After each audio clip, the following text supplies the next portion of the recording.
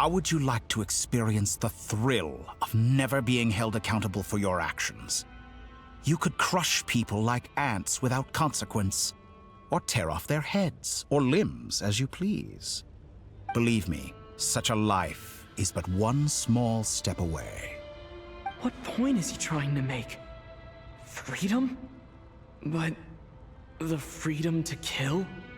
To do evil and get away with it? Why would you offer me that?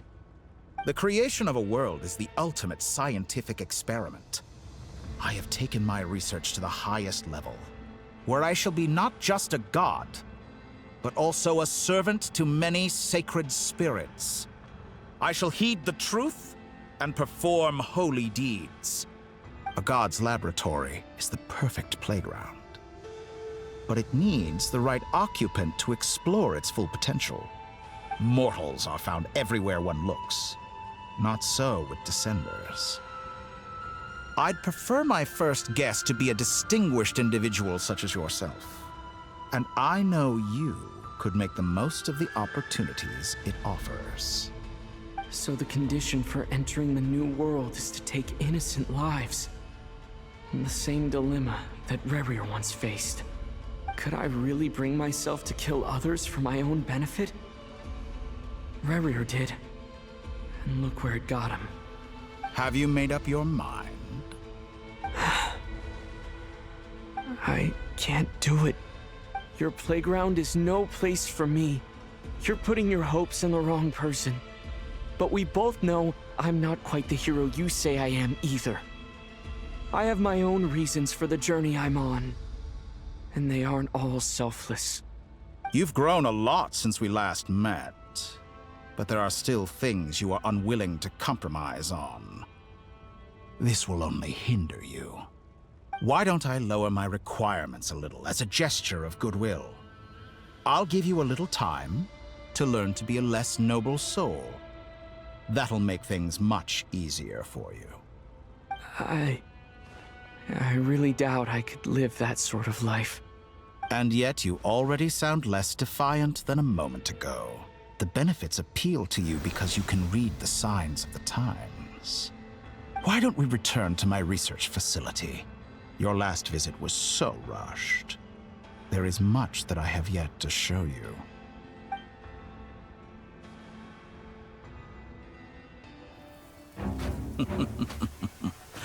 Now to that question, Heroes don't attack from behind. Guess I'm no hero. This is most disappointing.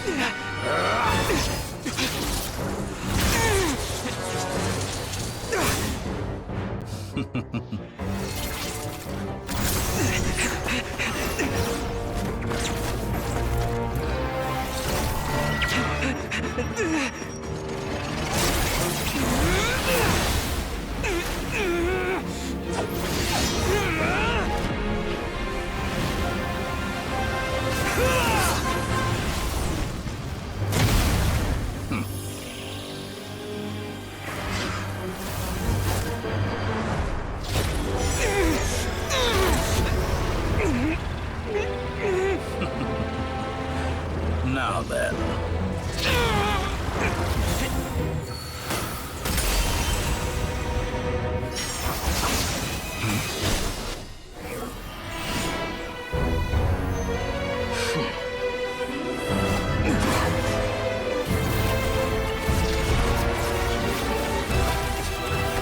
A new face. Interesting.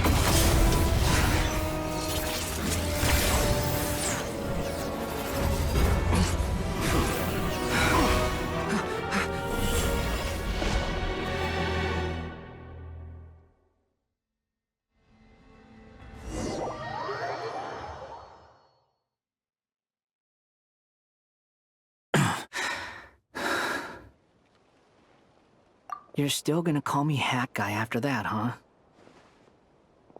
I didn't see anyone else in there who needed saving.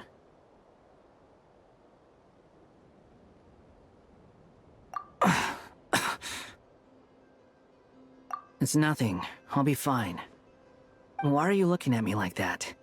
Is it that shocking that I'd come to your rescue? I owed you a favor back in Sumeru. Now we're even. Distracting Dotori was tough, I won't lie. He's not gonna fall for the same trick twice. That was my one shot. I'd hoped to use it to take him out. Ugh. I never wanted to obliterate someone more than I do right now. Dotori doesn't recognize me, but his segments were originally made based on an analysis of my operational principles. I expect it's only a matter of time before he figures out what I am. So Dotori doesn't recognize Wanderer because he deleted himself from Irminsul. Did he really miss his only chance for revenge by saving me? Why the long face? Hey, I'm not blaming you, okay? And I'm not complaining either. Rescuing you and killing Dotori are equally important goals. Everyone would be pretty stuck without you.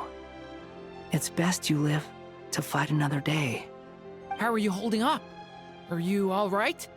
Hat Guy said to put safety first, so we agreed to run as far away as we could after leaving the energy field, and only meet up once it was safe.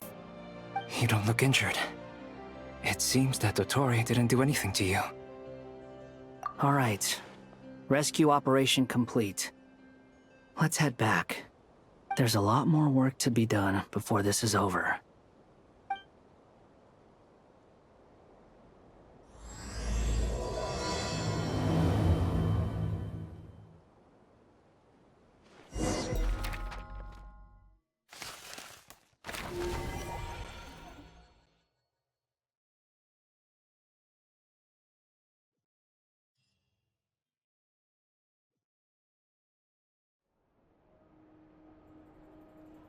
Understood. I will bear the Tsaritsa's degree in mind. I don't see what's so awesome about it, though. Does he really think everyone else is as immature as him? I'm not stooping to Tartaglia's level. I thought you might say that. How's your progress? Quite promising, actually. That alchemist Albedo gave me a few ideas. Remember how I asked you to look up some files for me? That stuff on the Nazi-Kreuz Institute. René de Petrichor and Jakob Ingold. Alain Guillotin despised René's theories and methods, but he never managed to come up with better alternatives either. So I adopted some of René's ideas. I thought Alain was like a father to you. He and René were mortal enemies, were they not? And what would you say if Lenny and his friends one day learned something useful from someone you utterly detested? I would applaud them for it. That would mean that they have surpassed me. For all we know, Alain Guillotin might have thought the same thing. Not that it matters, though. He's dead, and I'm alive. So it's my call to make. Once you die, it doesn't matter how great you were in life. Only the living get to decide what happens next. Hey, come on out. They're back. Huh?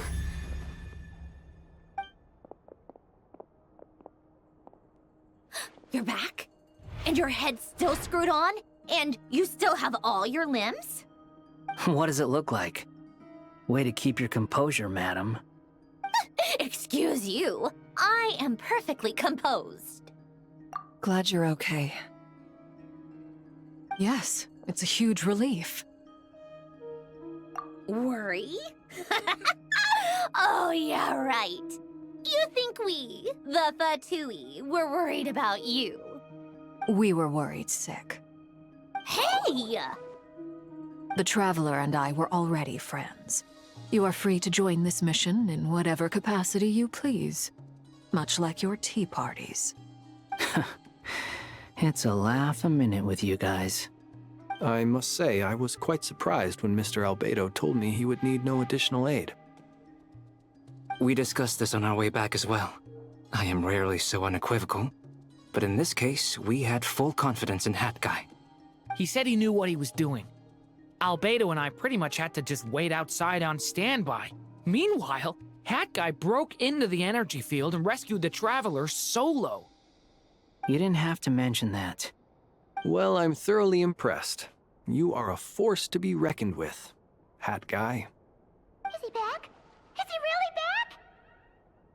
Traveler! It's really you! Oh, thank goodness! Paimon missed you so much! You can finally breathe easy, Paimon. It's great to have you back in one piece!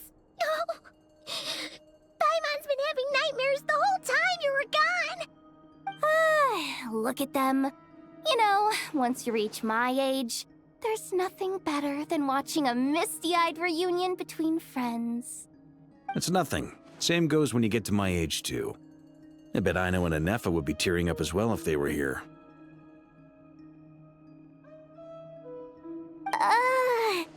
Varka, I'm not sure Anefa can cry. Oh, yeah, good point. Hey, your eyes are looking a little red and puffy. Come here, let's hug it out. What? Ew, no! No, thank you. You're not my dad, okay? Knock it off! Everyone, I'm sorry for all the trouble I caused you. But the silver lining is, I didn't come away from this ordeal empty-handed.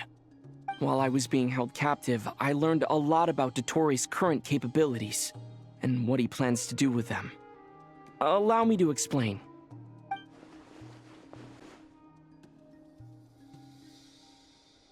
The three moon goddesses were even more powerful than we imagined. No wonder Dottore believes himself to be equal to the gods, maybe even superior. Utter blasphemy. While everyone was gone, Nefer and I made an interesting discovery, and I believe Miss Sandrone has something to share too. Ma'am, perhaps you could do the honors?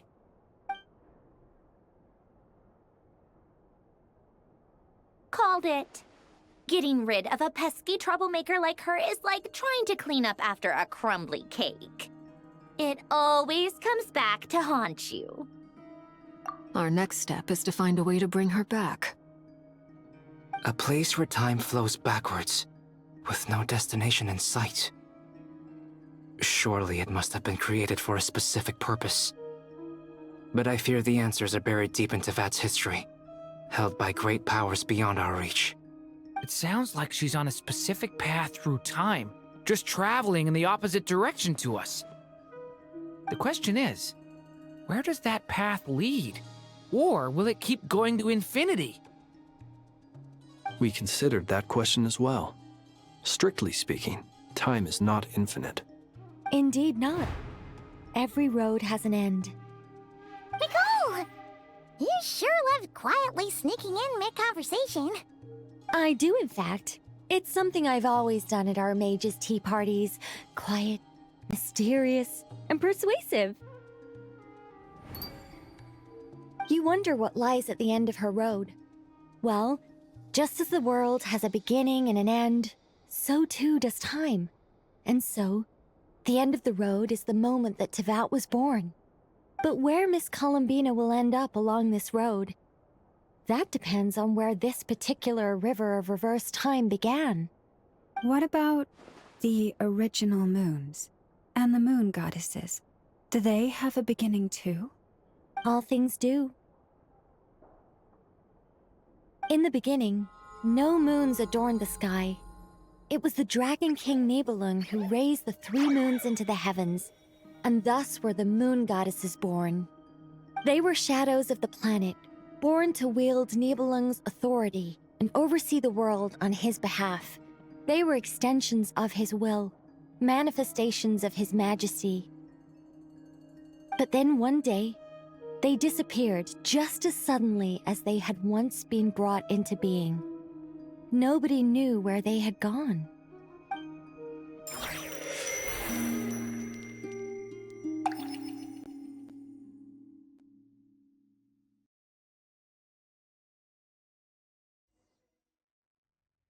Like I thought, no more paths back to reality have emerged since.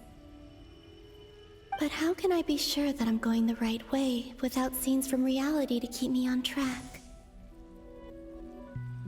I can't even be sure of how long I've been walking for. The further I travel, the less stable this space becomes. There are even moments where I can sense something that feels like abyssal energy. They can just materialize out of thin air. I have to keep my wits about me.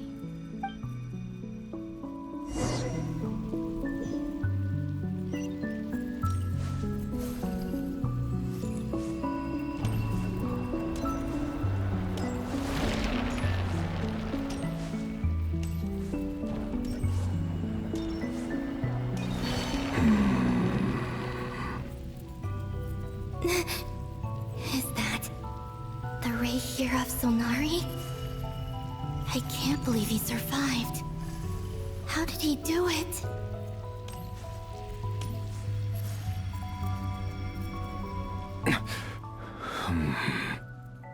You are the Moon Goddess. But how?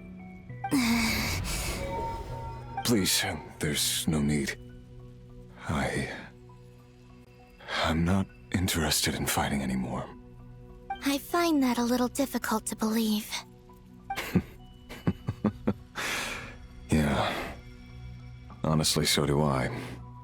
The way you used my own power against me was... It was a brilliant strategy. And then, in the final moment before I was thrown into this space, I got to see an old friend. Mr. Dainsleif. Right. It was so long ago now. But we were friends once. And when I first got here, I was filled with hatred, remorse, and rage. How I cursed and devoured. I tore everything here apart. I was consumed by the desire to leave this place and have my vengeance. But to no avail. This is a place with no exit. This is the second time I've entered this space. Though I have no memory of the first.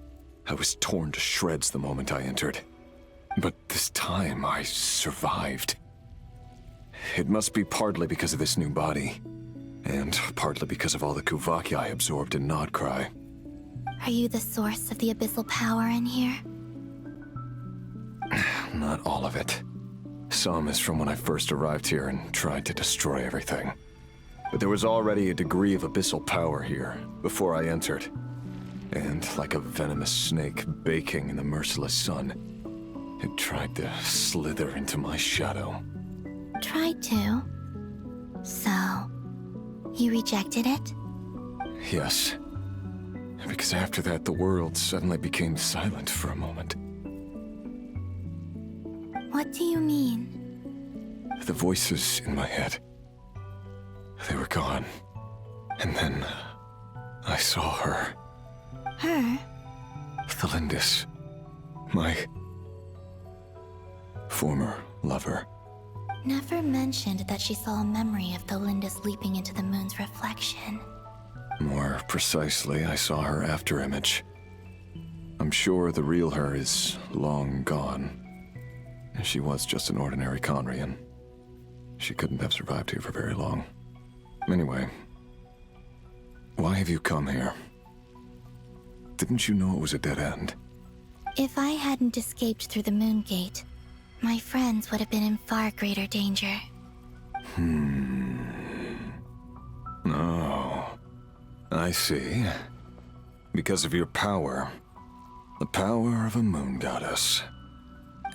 What? You'd like to know how I know, wouldn't you? The one who resurrected me said so. I could hear a deep lust for power in his voice. Do you mean... Dottore? Dottore. So that's what he's called. He'd been collecting fragments of my body for a long time. All so that he could resurrect me at the moment of his choosing. I had no interest in his research. But being as corroded by the Abyss as I was, we were aligned as far as hunting the moons and recovering my strength were concerned. So that's why the Wild Hunt suddenly became so active in Krai. When I left the Fatui in my weakened state, Dottore must have felt that his time had come.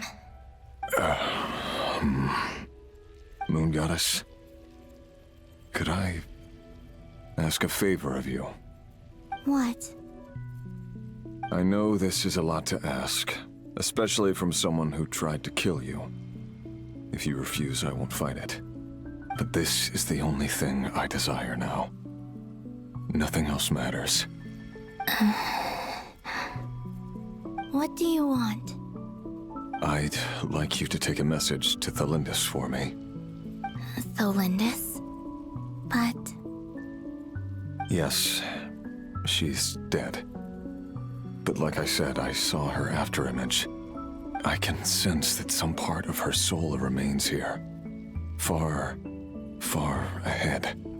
Why don't you go and speak to her yourself? I can't.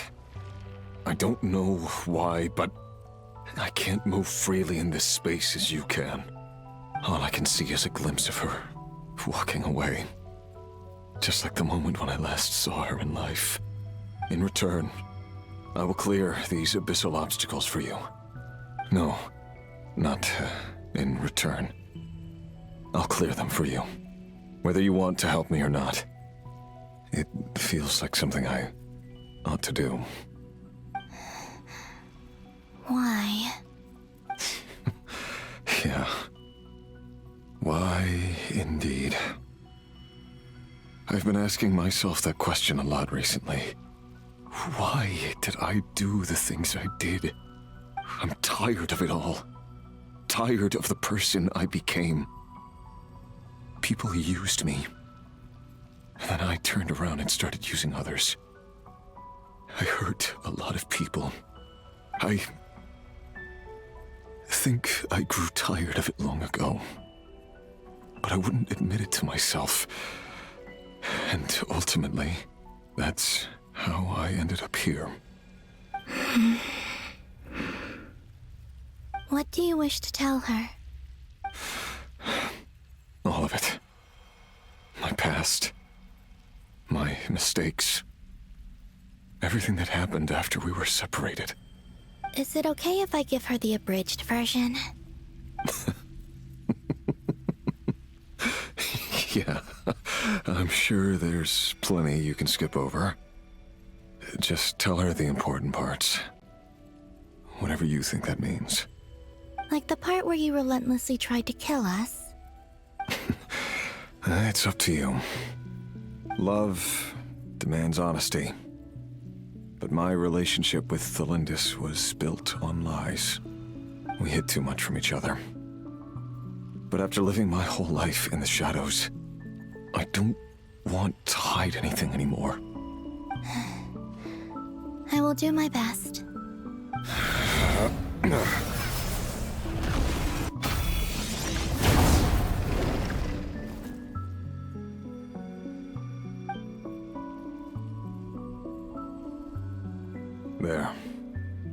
The Abyss will no longer stand in your way. Even though Mr. Dainsliff felt he had to fight you, I think he still regarded you as a friend. Dane? He said that you betrayed him. But he also felt great remorse at never having understood what you were truly going through.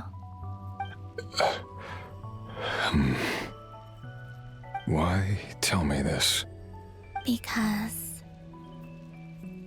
if he'd known that someone could take a message to you, I believe that's what he would have said. Thank you. It means a lot. I know this will sound strange coming from me, but... don't die, Moon Goddess. I can tell that you're determined to get out of here.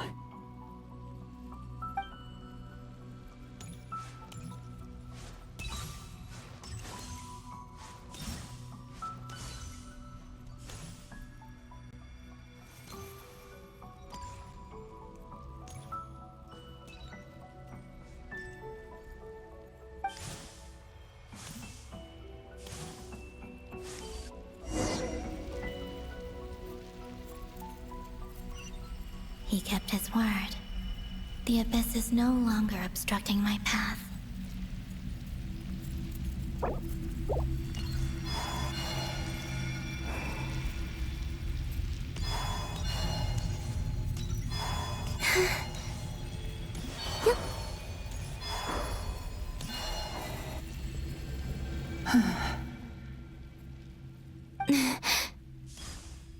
Is that the Lindis?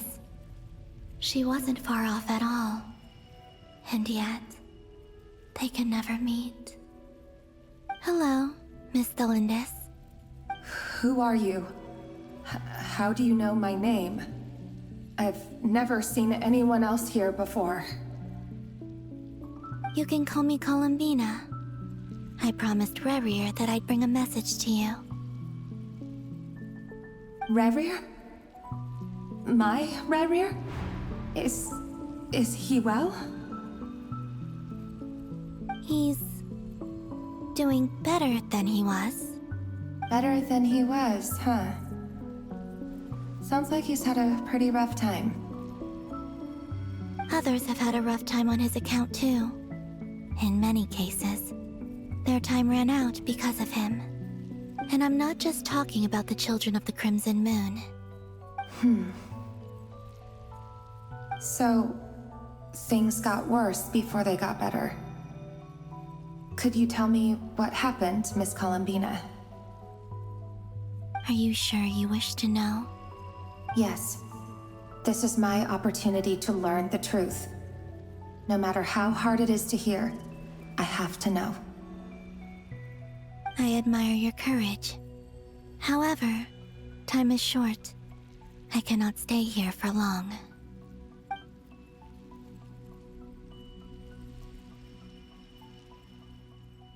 Rerir had seeds of hatred in his heart, and many people nursed them for their own ends. On some level, everything he did was to try and find a way to see you again. But in the end, he came to regret his mistakes. He wanted to apologize for hiding his past from you. Beyond that, he did not say specifically what it was he wished to convey to you, but I'm sure that you've always been on his mind. You are what has kept him going over all these years.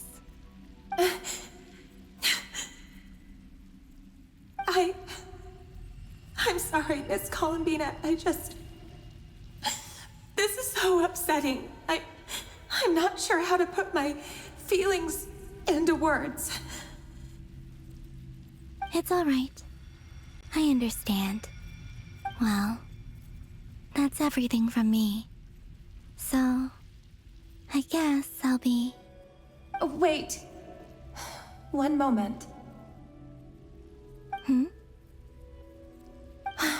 Time flows backwards here. The road ahead only leads further and further into the past. I know. I intend to reach the end of that road. Without a moon marrow, without the three moons' power, you won't make it far. Wait, unless... Are you one of the moon goddesses? You could say that. I see. I often think to myself, if life is like a train ride, why haven't I reached the terminus? Where am I even going? And it's not just me, it's this whole place. Wherever it is, it seems like it's existed forever. It's such a mystery. Where is it going? I must seem so ridiculous. I can't answer these basic questions, and yet I jumped right in here without hesitating, only to be torn apart the moment I entered by powerful energy currents. Only my soul remains now. Thinking back, I was suddenly overcome with fear and terror in that moment. Perhaps I too became bewitched by the Abyss. I may have been the leverage it needed to control Rerir. I used to be a researcher at the Universitas Magistrorum in Conria, researching the iridescent moon's marrow. Eventually, I came to the conclusion that time in here flows in reverse. Rerir was one of the Vinster King's retainers.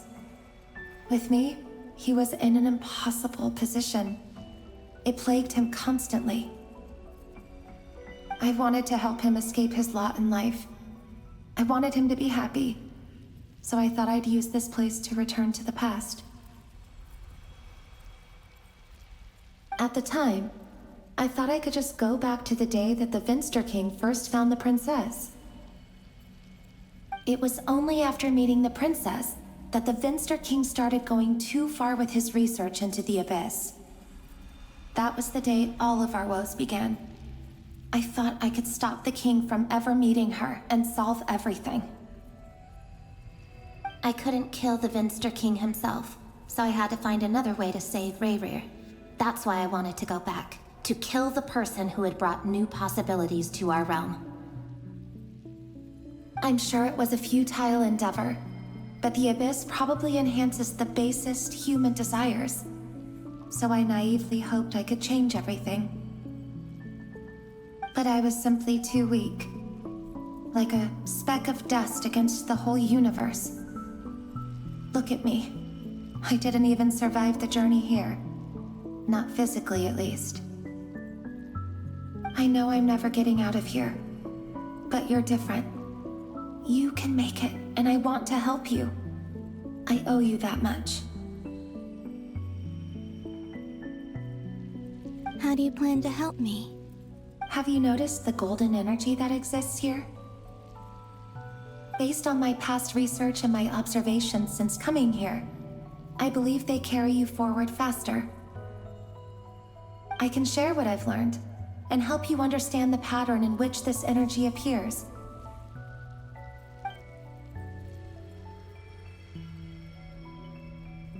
I think you just might... Now, I know you will be able to change the past. Also, I've been speculating about where this space ends. The documentation was scanned, but from what I know of the legends about the moons, the oldest ones seem to begin with Nibelung, king of dragonkind. I have no way of verifying any of it by this point, but if it's true, you might be able to reach that era if you keep walking. Understood. Thank you, Miss Thelindis. I'm the one who should be thanking you. If you hadn't entered this realm of everlasting death, what use would my deductions be? Thanks to you, they have some meaning. About Rerir, I'm so sorry. For everything. It wasn't your fault. That's not true.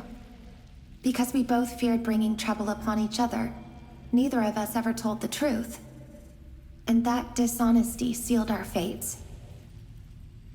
But enough about that. I wish you a safe journey, Miss Columbina.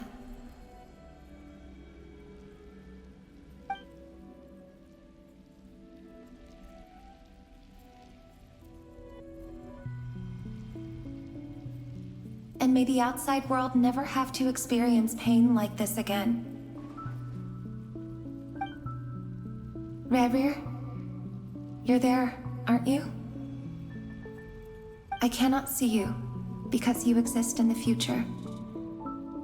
I expect we'll be trapped in this prison of space-time for all eternity. But please, gaze upon the past, and then sit for a while. Let's find a place to sit down together, just like we did when we first met.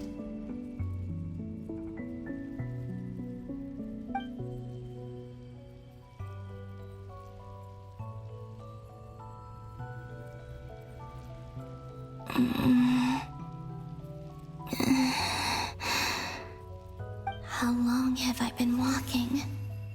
How much further till I reach the end? Is there even an end to be found? Everything's getting blurry.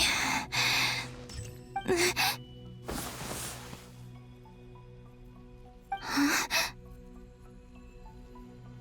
you all right, little sister? Have you come from the distant future?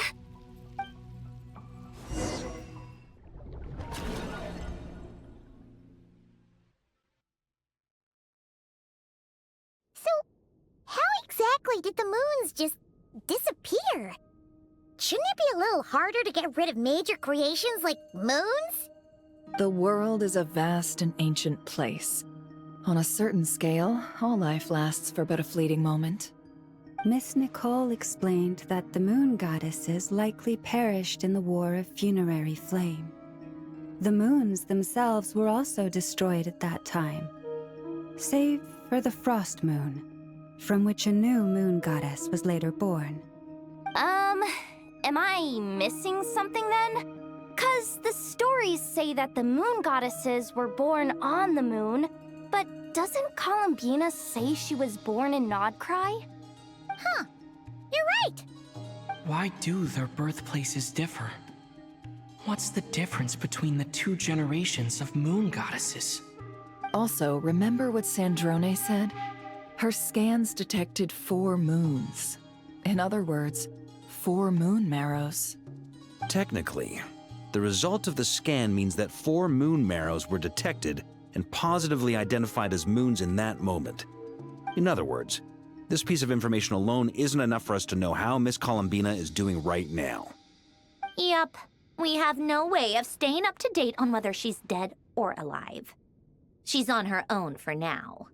But at least she's trying her best to get back to us. Yeah. She's a tough cookie. And a sore loser, too. We have to trust that she'll find a way. Because we really need her power. As much as it pains me to say it, we've got no chance of beating Dottore in a straight-up fight. He's much too powerful. It wouldn't even be close. That maniac is going to devour everything in his path until he reaches us. We need to find someone or something that can stop him before he does anything worse. I'll be frank. Our only hope of defeating this false god is with a real moon goddess on our side. I'm not just saying this because Columbina's a friend and I want her back safe and sound. It's just the truth. And I know that even she was no match for him when he attacked, but I don't have a better solution. We're not giving up on saving her, whether she can defeat Dottore or not. Right. Don't worry, Miss Sandrone. We're all aligned on saving Columbina. No one's trying to argue that we can only justify saving our friend because it will help save the world. This is about multitasking. We want to save both. So, she's more than just a moon goddess to you guys? Absolutely. Duh! She's part of the gang! And you are too, you know. Yes, I know. You don't need to labor the point. I knew that the moment I came running over with my documents that I was part of the in-group.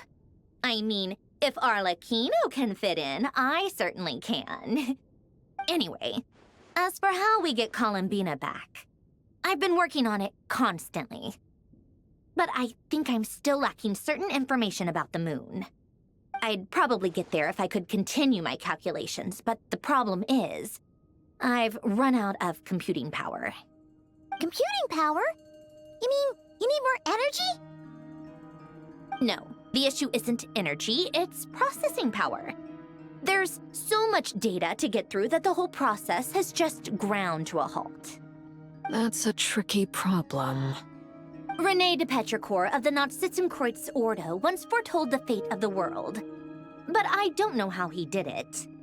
My guess is that he used the primordial sea's power. However, that won't work for me. His methodology was vastly different from my own. What's worse, they're incompatible. And to top it all off, we can't even leave Krai. Ugh, this is so annoying. If I'd known we'd run into a bottleneck like this. Well, no, the design bureau's a bust as well. Curse that Dottore! Couldn't have made this harder for me if he tried. Oh, what do we do then? How about we grab a bite to eat and take a break? Maybe something will come to mind after you've cleared your head. You don't get it, do you?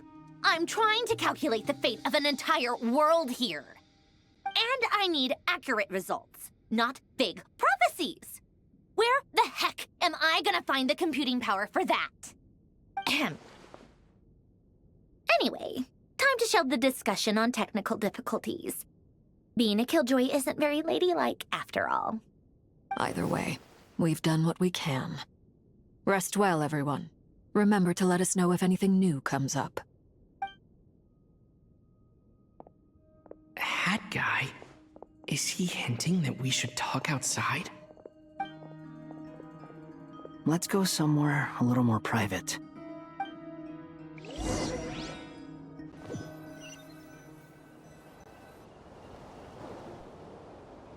You know that Dory went back to Sumeru, right? Yeah, she mentioned she was planning to head back. Things aren't looking good for Krai. She's gone to spread the word so that Sumeru has a chance to prepare for the worst.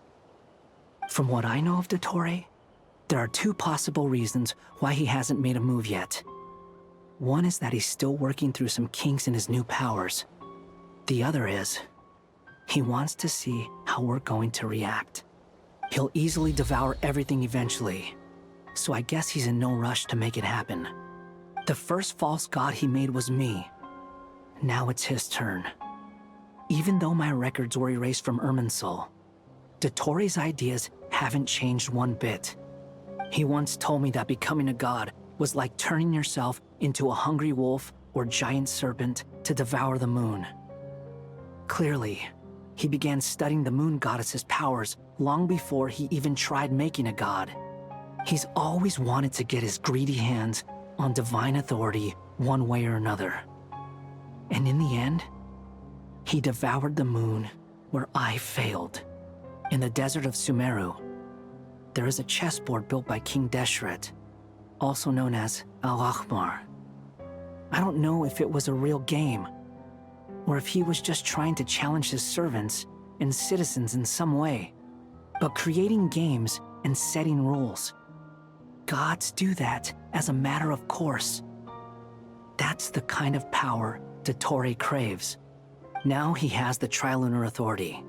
His power is leagues beyond the common people. I don't think there's any point in other nations rushing to the front line. They're better off focusing on defense and hoping they can fend off any threats that spill out from Krai. Either way, Dory will inform Lesser Lord Kusanali, and she will contact the other gods in turn. The Seven will have some recourse available. If nothing else, their protection should keep the rest of the world from descending into chaos as quickly as Krai has. So on the bright side, even if Krai is doomed, your friends in other nations won't be in any immediate peril. That's good to know. But I'm not ready to give up on Krai yet. There's a word for people who refuse to let anything go. It's called being greedy. Maybe it sounds greedy to you, and probably naive too. But whatever you call it, that's what gives me the determination to keep fighting. Battles are fleeting, but the will to fight is a long-term commitment. Give up for even a moment, and your resolve will shatter. Why do you always feel the need to do the right thing? No one is born to be a savior. I mean, who's gonna criticize you if you fail, or give up? Don't take this the wrong way, but Dottore said something similar to me. I guess the Fatui attracts people who don't believe in saviors. Not necessarily. It's less about belief for me. I just want to know how determined you really are. After all, I don't owe anything to anyone else here. Only you. You look kinda worried. If your arch-nemesis was about to achieve their ultimate goal, I think you might feel a little worried too. That's true. Dottore is about to become an omniscient, omnipotent deity. That's gotta be a bitter pill to swallow. Still, you're calmer than I expected. Obviously. I have to admit that my past self was a reckless fool who misunderstood not only the point of revenge, but how to achieve it. And as much as I want my vengeance, I know I'm not gonna get it by acting alone. If the world's taught me anything, it's to think before I act. Too bad it never taught me any other virtues, though. So, I am going to destroy Dottore, no matter what it takes. So, what's your plan? I'll get to that. First, tell me, what do you think of Sandrone? Just like Paimon said, she's a friend, part of the gang. How much do you trust her? This is a serious question. Think carefully before you answer. Although she's with the Fatui, she has her own values, and she's helped us a lot. If nothing else, she's clearly going the extra mile for Columbina. I see no reason not to trust her. If you say so. In that case, the three of us need to talk. I have some thoughts about her computing problem. It can be solved, but it will come with a cost. How much? If I can afford it, I'll cover it. Sometimes your heroism really backs me into a corner. You know that? Come on, let's go talk to her.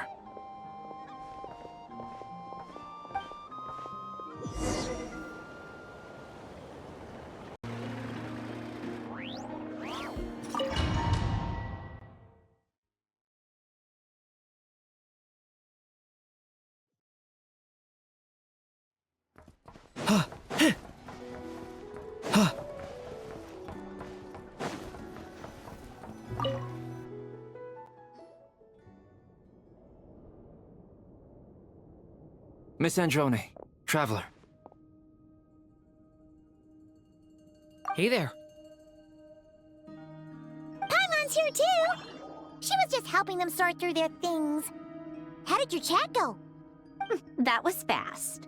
The call only just ended. Well, you said it was urgent, so we got here as quickly as we could. Albedo, I have some alchemy questions for you. I see. Looks like my knowledge proved useful after all.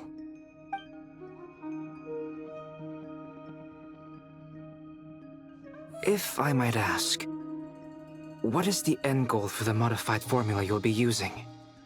I needed to predict the future of the entire world. But I've run into some teething issues since trying to implement Renee's theory of the 4 Orthants. I see. I'll have a look at it. Still, computing power is the real issue here. How do you plan to solve it? About that, it's been sorted. Oh, with the Traveler's help? Actually, you're not wrong. He found the person with the solution. Was it Hat Guy? Yeah, it was him. Wow! Go Hat Guy! Seems like all that time studying at the Academia is paying off big time. But where is he? Wasn't he the one who asked Albedo and I to come here? Come with me.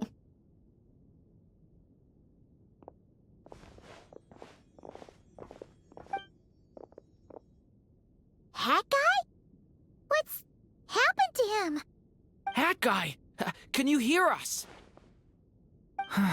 No response. I guess he's in hibernation. Hat Guy mentioned that he was a puppet. It seems that his functions are currently shut down. I presume this has something to do with the solution to your computing problem. That's right. He and the Traveler came to see me. Wait, what? You have a solution? Would you calm down? Why do you always react so hysterically to everything? Excuse me? How would you know? You shouldn't be so quick to judge complete strangers. It's very bad manners. Oh, please. It doesn't take that long to figure out that you have a temper. Where does a mere student get that kind of confidence? I've actually published more papers than you. Not that status counts for much. Even Paimons applied for academia admission. Huh? Are you serious? See? This is why I can't be bothered to explain myself. She recognizes no one's skills but her own. Okay, fine. I'll hear you out. So, tell me, how do you propose to solve my computing power problem? This world itself is constantly processing all kinds of information. If it's the world's future you're trying to calculate, you need a processing device that's designed to cope with that volume. Easier said than done. Only Irminsul can handle that kind of... Wait, is that what you're suggesting? But surely we can't just plug my formula directly into the ley lines. You should be able to tell that I'm not human, right? Yeah, I noticed. The technology, though, seems pretty ancient. Very different from Fontaine's. It's a completely different system. Conrian, to be precise.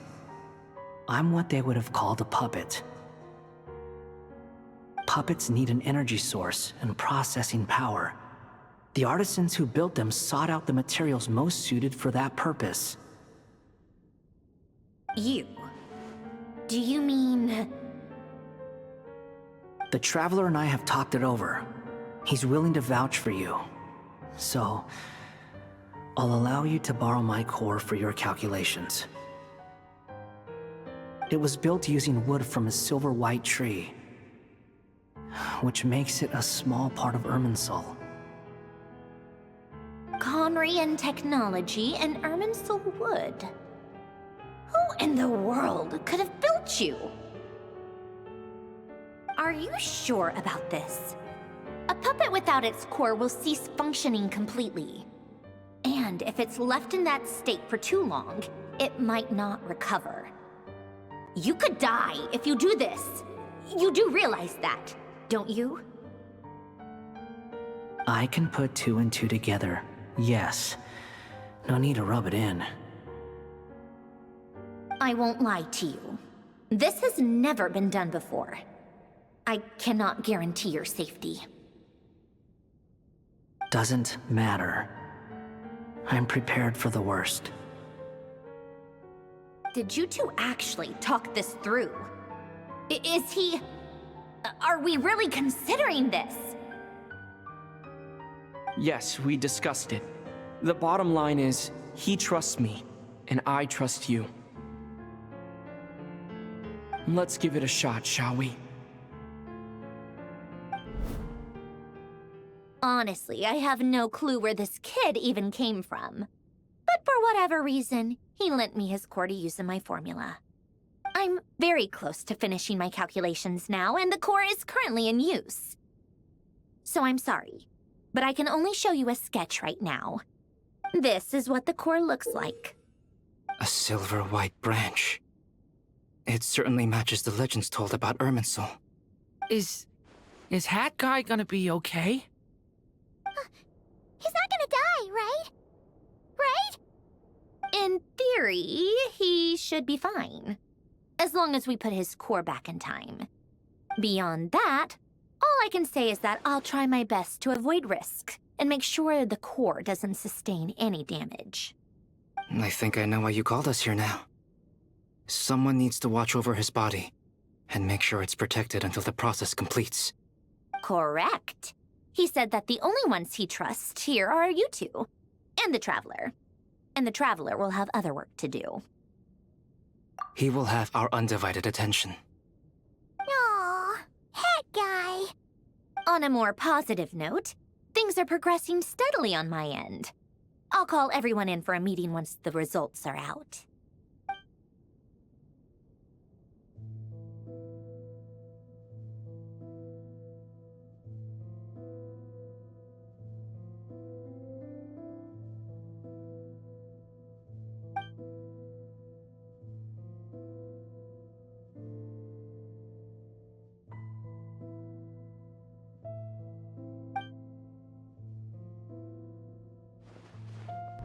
The worst case scenario with the core removal is either a system reset or a total loss of function. But I'm not afraid. A quiet death should have been my fate long ago. A core is completely different from a heart.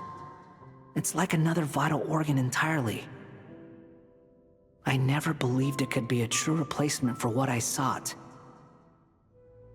But in the end, it turns out the core was more useful to me. Pretty funny when you think about it. It's like the punchline of my entire life. Do you think there's any difference between a puppet and a human? If not, then this would just be another samsara. I have already experienced both a past life and a next life. Part of me wonders whether I'm only capable of making this decision because I've become a real human. What's with that expression? Isn't this a good thing? Sandrone will succeed, won't she? She has to. She will. We all have to persevere until this is over. That's right. And I'll protect you all until a moment of victory arrives.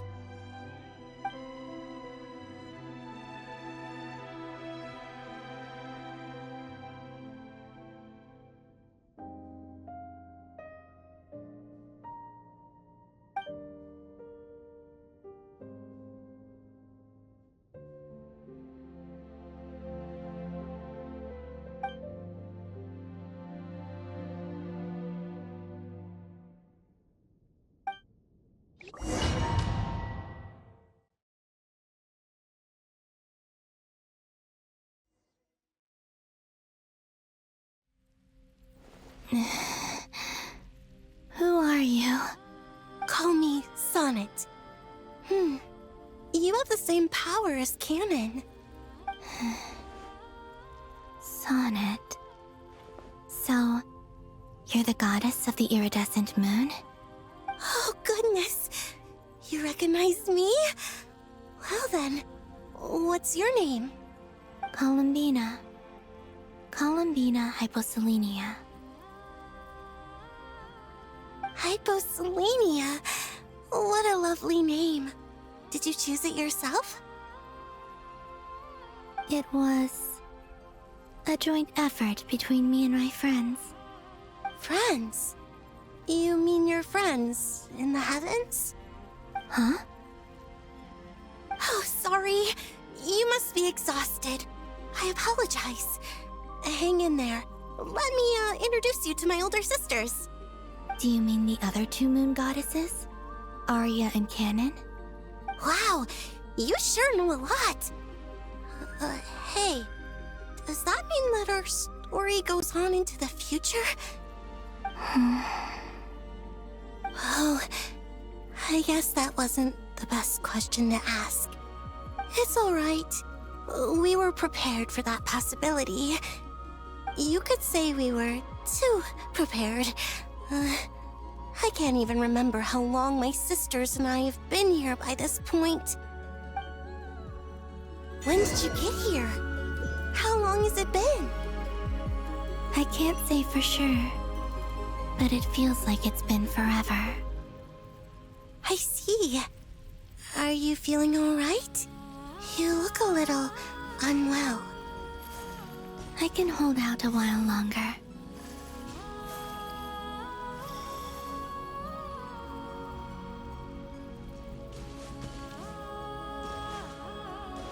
We don't have far to go.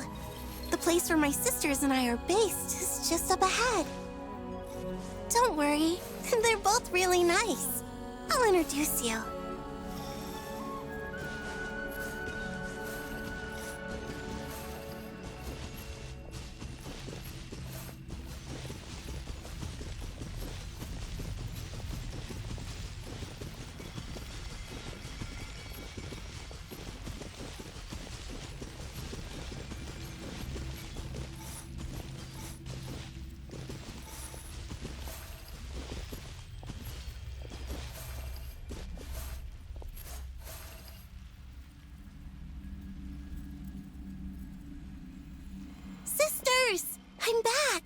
And look who I've brought with me.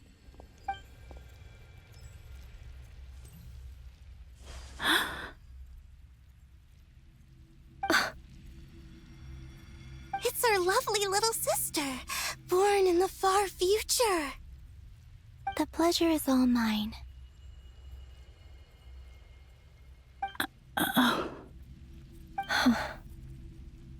Allow me to introduce you to Columbina Hyposelenia.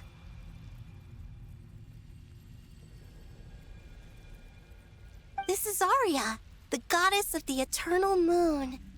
And this is Canon, goddess of the frost moon. Canon, don't you think Hyposelenia's power is similar to yours? Hello, Columbina. I apologize for our startled reaction just now. And please, forgive our little sister if she's been annoying you. She tends to talk a lot. It's fine. You seem shy. Don't worry, Columbina Hyposelenia. No one can hurt you here. Could you tell me where here is? Please. I must know.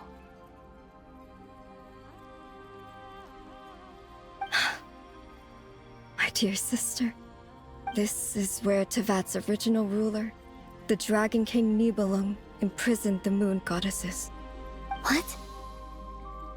You're scaring her, Canon. No, I'm fine. Please, continue. Nibelung, our original master, created us in the distant past to maintain Tevat.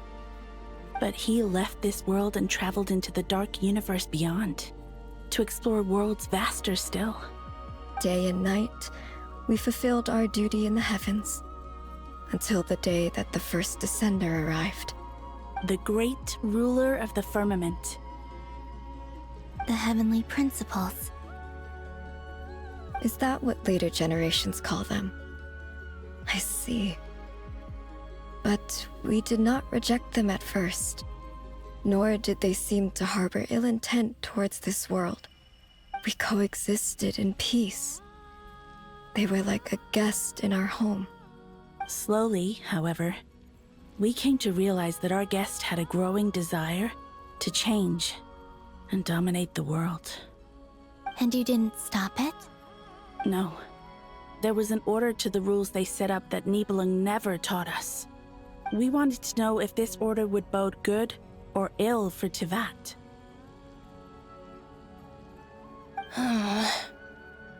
All right. Canon and I wanted to know. Sonnet was against it from the outset. Later, we discovered that this great ruler of the firmament bore an almost paranoid hostility toward the desire of certain life forms to seek power. Or perhaps they feared them. They would even cast down celestial nails as manifestations of their power, to punish the civilizations of the world below. Only this was far beyond mere punishment. Right. Their rules brought order, but the price people paid for merely testing the limits of those rules was far too great. I did everything in my power to help the punished escape catastrophe, but still, too many lives were lost. The ancestors of the Frost Moon Scions were some of the ones you helped. But just when we had decided to take countermeasures, the Dragon King, Nibelung, returned. And so began the War of Funerary Flame. So, that's the name the world gave that war in the future. Well, who won in the end? As far as I know, the Heavenly Principles won, although it came at a great cost. They remained in Tevat, where they continue to rule to this day. And the world's original master, the Dragon King Nibelung, was destroyed. And what of the moons? Are there still 3 moons in Tevat's skies? You can tell us the truth, Columbina. We know we are but remnants of a bygone age. We are prepared for the answer. Only the frost moon remains. But it has been cast beyond the false firmament by the heavenly principles. The eternal and iridescent moons were both shattered during the war. So death finally came for us in the end. Sonnet. But you're still here, aren't you? A moon goddess cannot live without her moon, Columbina. She's right. That's why I began to disappear. Because the frost moon is cut off by the false sky. How much worse it would have been if it were outright destroyed. Our souls may endure within this lunar palace, but if our moons are destroyed, then we shall disappear the moment we depart from it. I'm sorry. There's no need to apologize to us, dear sister. If anything, we owe the world an apology. If only we'd decided to act sooner, rather than arguing amongst ourselves. all the more reason not to spend this time in regret and repentance. Instead, we should focus our efforts on how we might help our future sister. Sorry? Don't you see, Columbina, your story is not yet over. Is that not why you are here?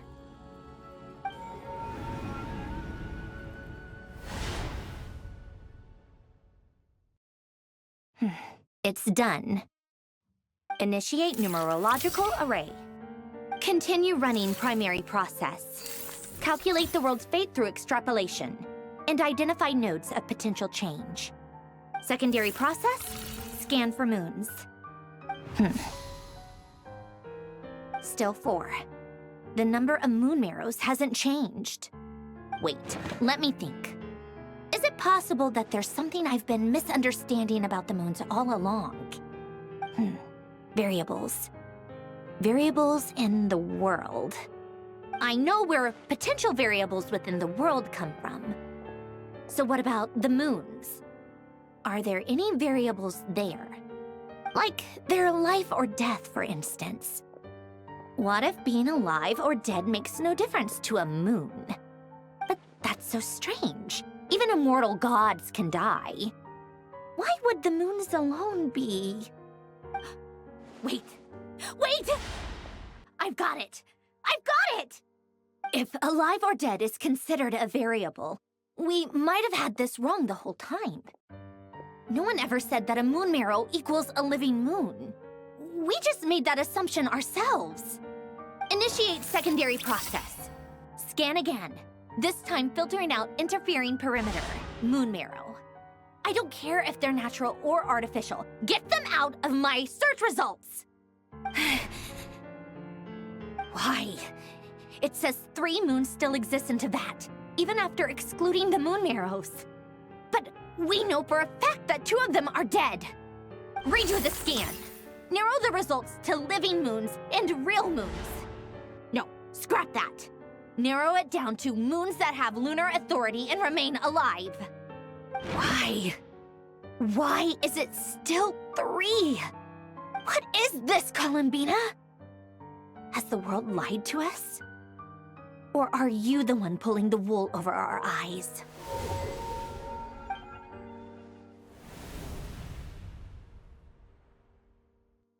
So, you think that the moon's reflection might be where Nibelung imprisoned the 3 moon sisters?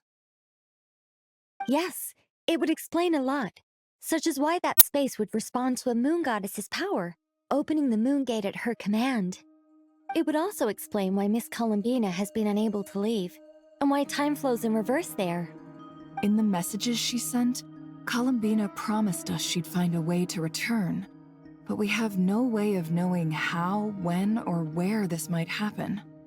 The fact that she still has yet to reappear in this world indicates that returning from that place is no easy feat. We cannot afford to simply wait for her. So you're saying, if she could return by her own power alone, she would have done so long ago. Yes, She certainly wouldn't leave it to this late stage when it's so touch and go. I've been giving this some thought, and I've come to believe that Luanatar might be an anchor that she left behind, as a sort of future waypoint. This could also explain why Luanatar is always by the Traveler's side. Sounds like a plausible theory. If that's the case, there must be some criteria we need to fulfill to allow Columbina to return to the present. The question is, what could they be?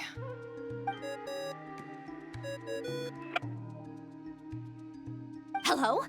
Listen up! This is extremely important!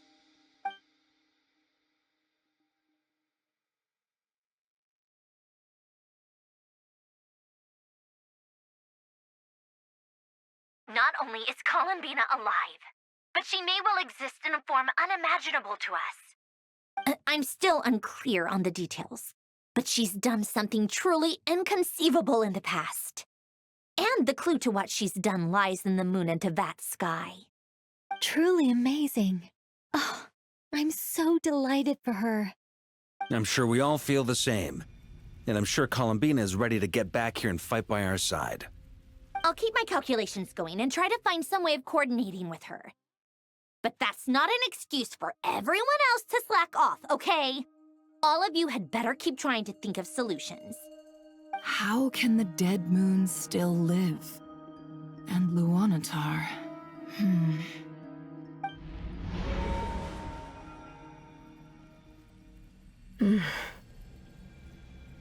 It's hard to believe that's what will happen in the distant future. Our authority is linked to the most fundamental rules of Tevat. I suppose it's no wonder that many would covet that power. I didn't realize that when you said friends, you meant people who live down in Tevat. That's so lovely. I always wanted to go down there and have some fun. Have you ever tried leaving this prison? Of course. Between us, we've tried everything. But no matter where we go, this space will eventually bring us back here. It's like the center of a whirlpool. Everything ultimately converges here, at the moment when Nibelung imprisoned us. In that case, have you tried using any of those pathways that connect this space to the real world?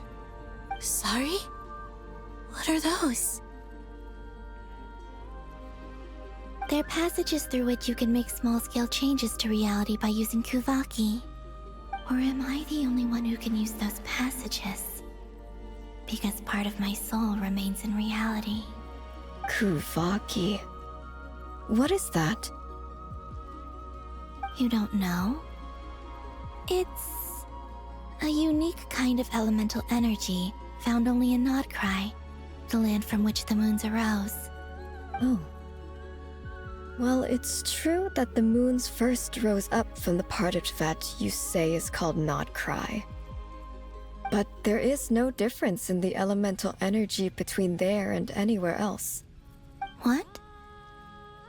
Could you show us some of this Kuvaki hyposelenia? Maybe if we see it, it'll make more sense. Okay. Isn't that just your power? What?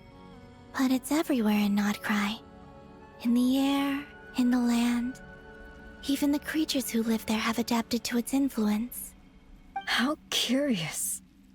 This Kuvaki certainly did not exist anywhere in the world before we were imprisoned. Let alone influence living creatures. So, how exactly does it affect them anyway? Can they float in the air like us? This is so strange. Why would their reality differ so much from mine? Columbina, you're looking for more than just a way out of here, aren't you? Yes. If I am to help my friends, I will need tri-lunar authority on par with that of our foe. You mean... you'll need our power? This sounds extremely risky. The three moons' powers are not mutually compatible. Concentrating them into one goddess will be a very painful process. And if anything goes wrong, it could tear you to pieces. I know. But I'm willing to take that risk. Even so, let's say we successfully transfer our authority to you. How will you take it outside this prison? Nibelung constructed this realm specifically to prevent us from using our powers to interfere in his war. No moon goddess can leave this place alive. What if I don't leave alive?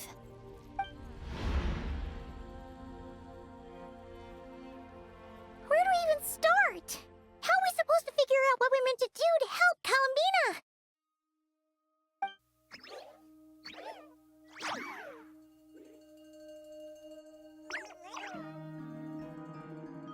Columbina? What do you need from us? If she really got to the beginning of time in there, how do you think she'd leave us a message?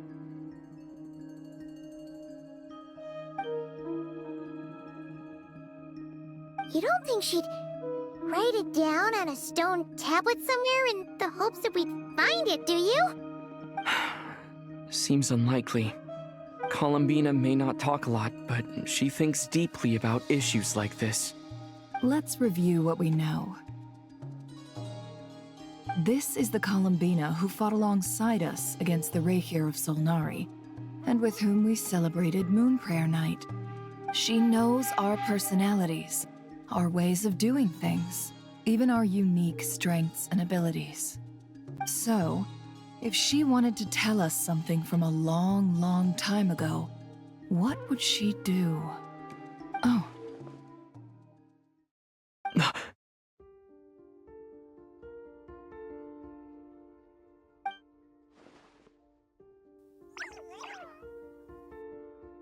Traveler, you once said that those golden ripples also appeared when Luanatar was born. What if Columbina left Luanatar here, not just as an anchor to the real world, but for some other purpose? If she is part of Columbina, and Columbina knows that I can see past events through her... Oh yeah! Like when you peeked into Rare's past through his heart! Nefer, wait! If you're right about this, and you can really see past events through Luanatar, your eyes, they'll... Oh, I know. Looking at Rare's past in Conria was already enough of a strain on my eyes. Looking this far back into the past, it'll surely blind me. But it's our only chance. This is the only way. Boss. We spoke about this once, a long time ago. Do you remember what I said, Yehoda? The day I lose my sight, the Curatorium of Secrets will be yours to run. But... What's wrong? I'd be overjoyed if I were you. This day's come a lot earlier than either of us expected. I need to know you'll honor our agreement, Yehoda. Promise me. Yes, Boss Neff. I promise. Are you sure you don't want some time to think this through? What is there to think through? I should have gone blind after our battle with Rerir. Frankly, it's almost criminal that I got away with it for this long.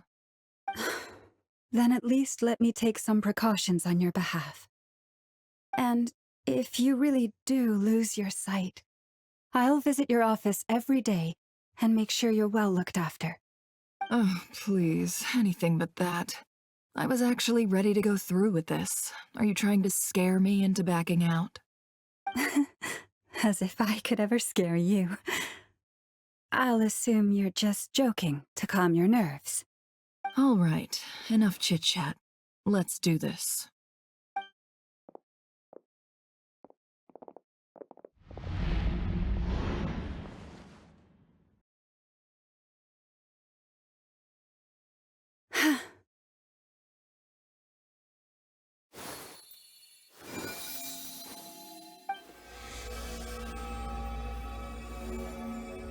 done. Good. Now give me some space.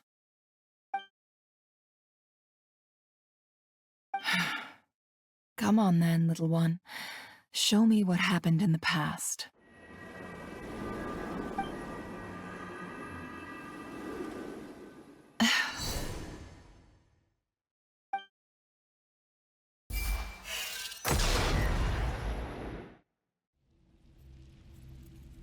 Between the Trilunar Authority, Kuvaki, and the soul-surviving moon, the Frost Moon, I think I might know how to get back. But I will need my sister's help. Time to go talk it over with them.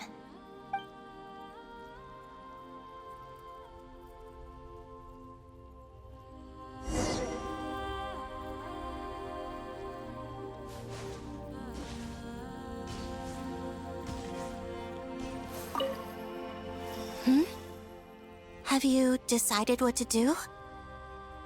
I hope it's not too dangerous. You really scared me when you said that thing about not leaving here alive. Come on, let's go find the other two.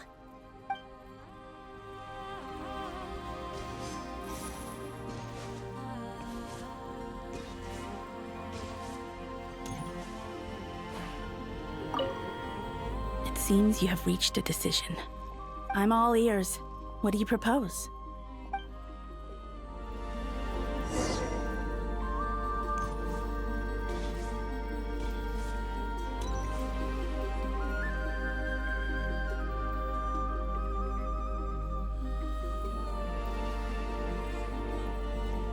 Have you figured it out, Columbina? Tell us, how do you plan to leave this place? I intend to die here, in this moment, and then be reborn in the future with the help of my friends. What? What are you saying? How can the dead be reborn? And how will you inform these future friends of your plans? You can't exactly leave oracles. Nothing can escape this place. Not a single ray of moonlight. And even if you found a way, what if they never find the message you left for them? You'll... No, that won't happen. Come again? They will find my message. I'm sure of it. I'm not following. How exactly will you achieve this? It's quite simple, really. First, I will leave my soul here.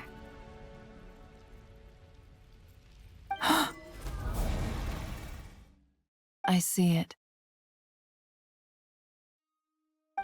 Your soul? You mean you're a divinity? Yes. I once left a portion of my soul in the future. One so small that this prison barely noticed anything. In this very moment, she can resonate with my soul across time.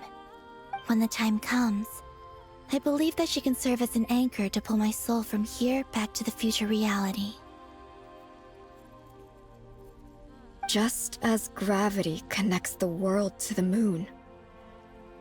Exactly. In the future, where I came from, the moon has been cast beyond the false sky, but I can still feel that it is there. In a similar way, I can feel a connection to the soul fragment I left behind even now. My friends can use it to detect my presence.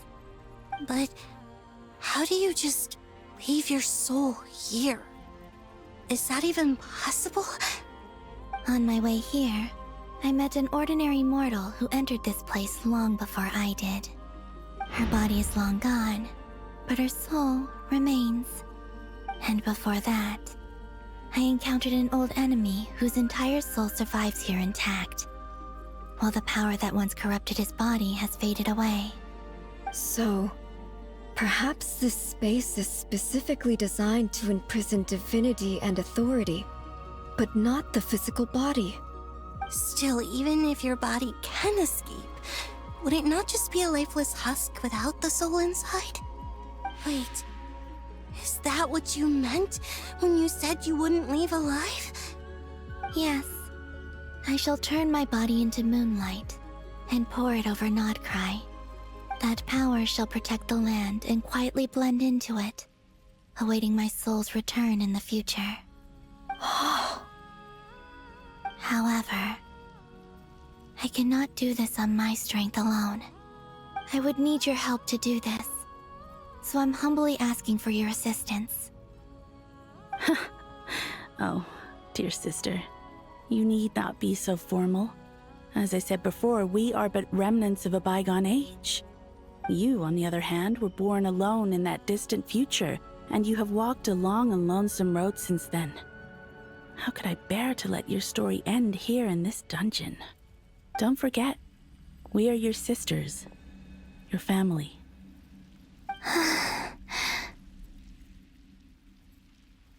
Arya's right. Actually, I've always wanted a little sister. Can you imagine how it's been for me? Getting nagged by 2 older sisters all the time. Now, I finally get to be the big sis. And not just that, but I get to help you return to your world, too. How could I say no to that? Sonnet. Canon?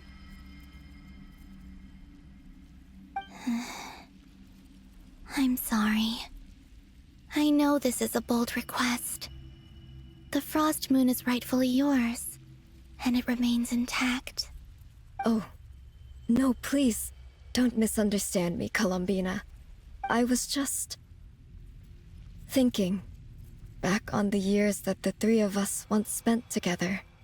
You cannot imagine how happy I am to hear of the future world you describe. The Frost Moon Scions, your lovely, kindly friends.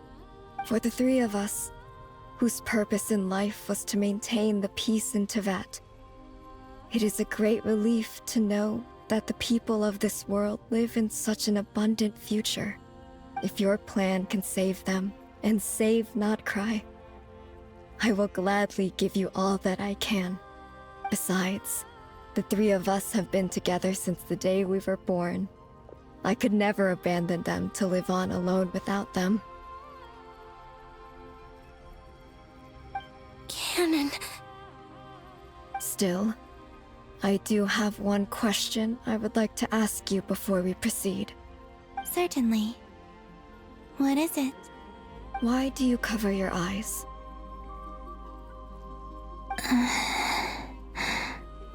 Yeah, I was curious about that too. But it seemed personal, so I didn't want to intrude.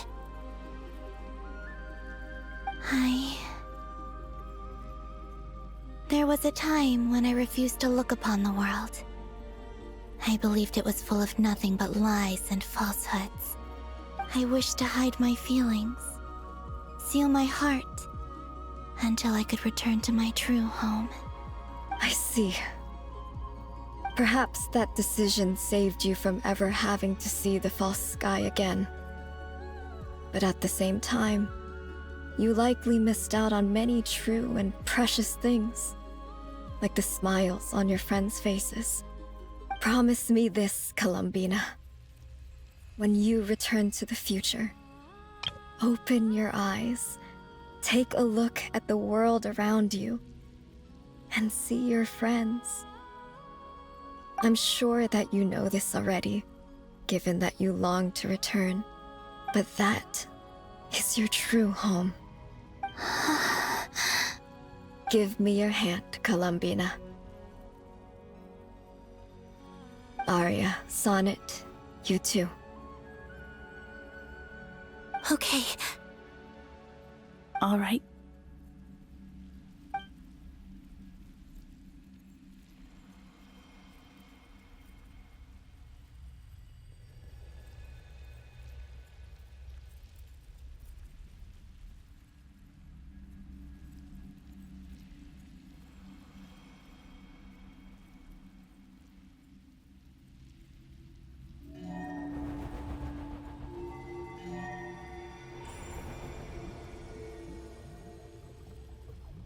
We once were the songs sung for eternity, But now it is you who must continue to sing. We once were the tides in the great river of time, but now we subside, and you arise. We were the messengers of madness and inspiration. But now, the lies have faded, and your truth must endure. We are souls awaiting the sun. You must return to be with those who smile when they see your face.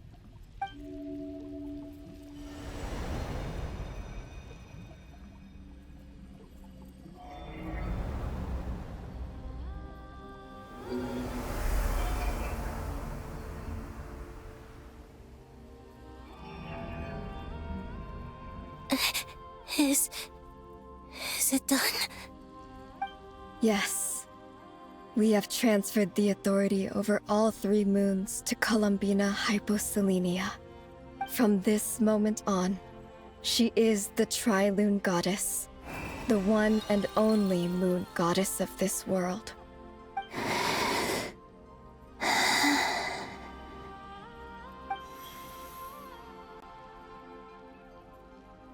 Thank you. Thank you, my sisters. Now go, and do what you believe is right, Columbina Hyposelenia. Be aware that we cannot grant you the power of the 3 moons beyond these prison walls. The conflict that arose over their remains following our disappearance will still take place. I understand. Sisters, oh, my body. It feels... Now that we have given up our power and authority, our bodies are merely mortal shells. This prison is dissolving them as we speak.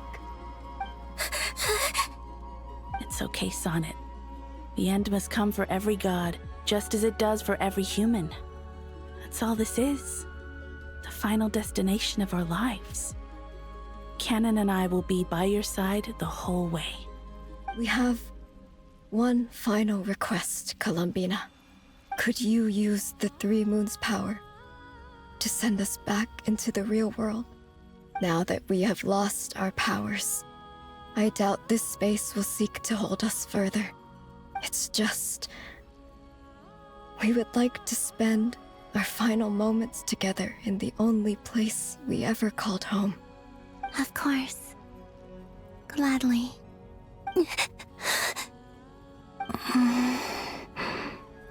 Sonnet? Yes? Don't... I wish I could tell her not to give in to the abyss. Not to be afraid. But is this really what I should say at this moment? Don't forget. I'm so glad to have a big sister like you.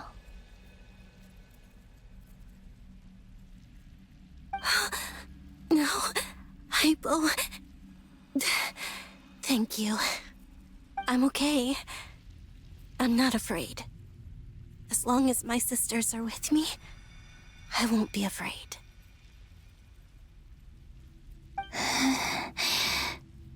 It looks like this is goodbye, sisters.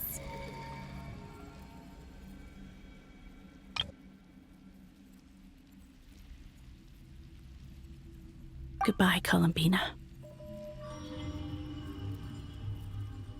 Take care of this world in our stead. I will.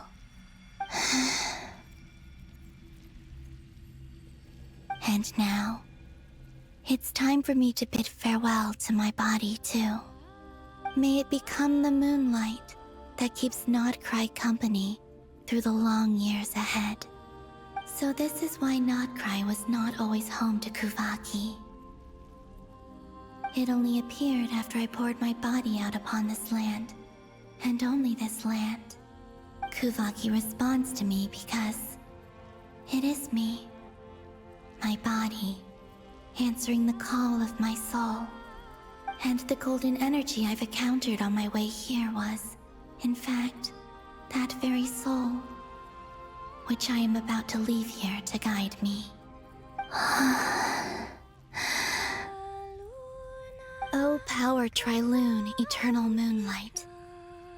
I, Columbina Hyposelenia, lay aside my body. Let it be cast into the dark night to illuminate the future. May it be a companion to all who dwell beneath the moon.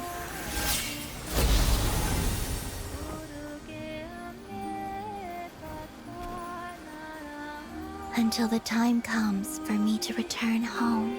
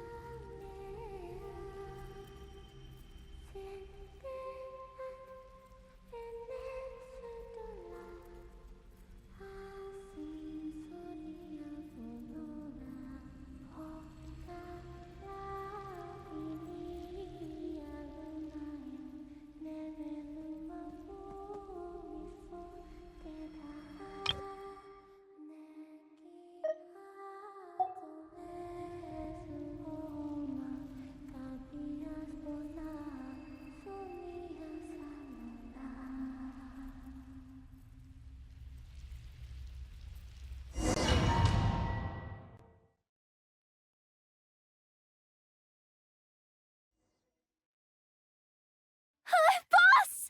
That was crazy! Were we even allowed to see that? Is anyone?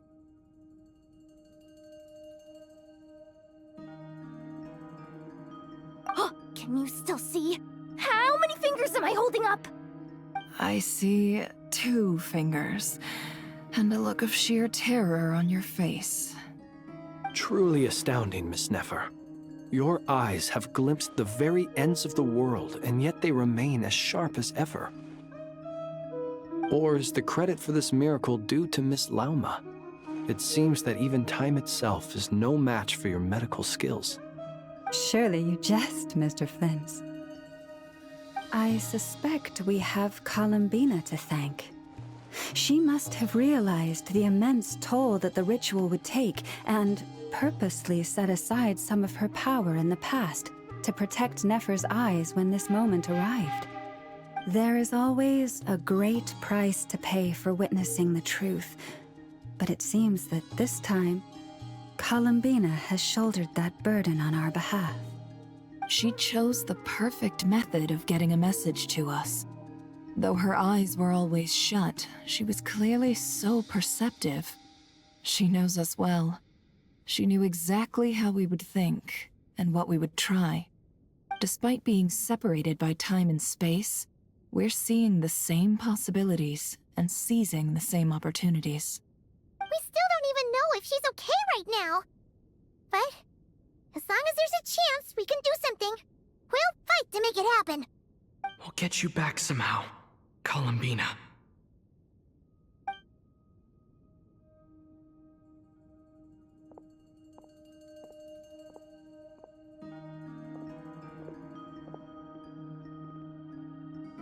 Well, based on the information we now have, let's figure out our next moves. Thanks to these gentlemen, we have a much clearer picture of the situation with Dottore. The civilian population has been moved to safety, so we no longer need to hold back. Miss Androne, how are the calculations going? So far, so good. I'll keep seeing how far I can push the system, though. Can't have Hatman being powered down for nothing. There's still a long road ahead. Where should we begin?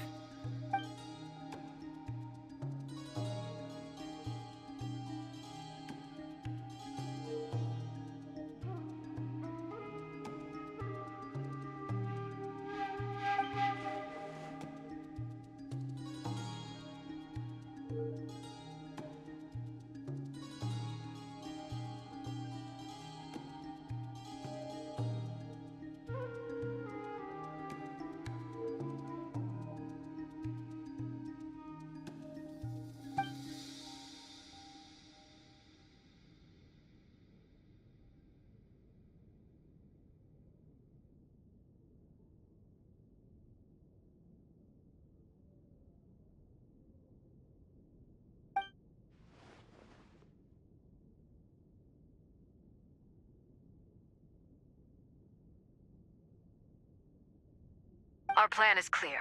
Time is short, so let's get moving. There's just never enough time, is there?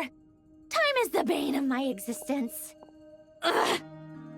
Anyway, I'm gonna get back to work. All right, we'll do our part too. Yeah.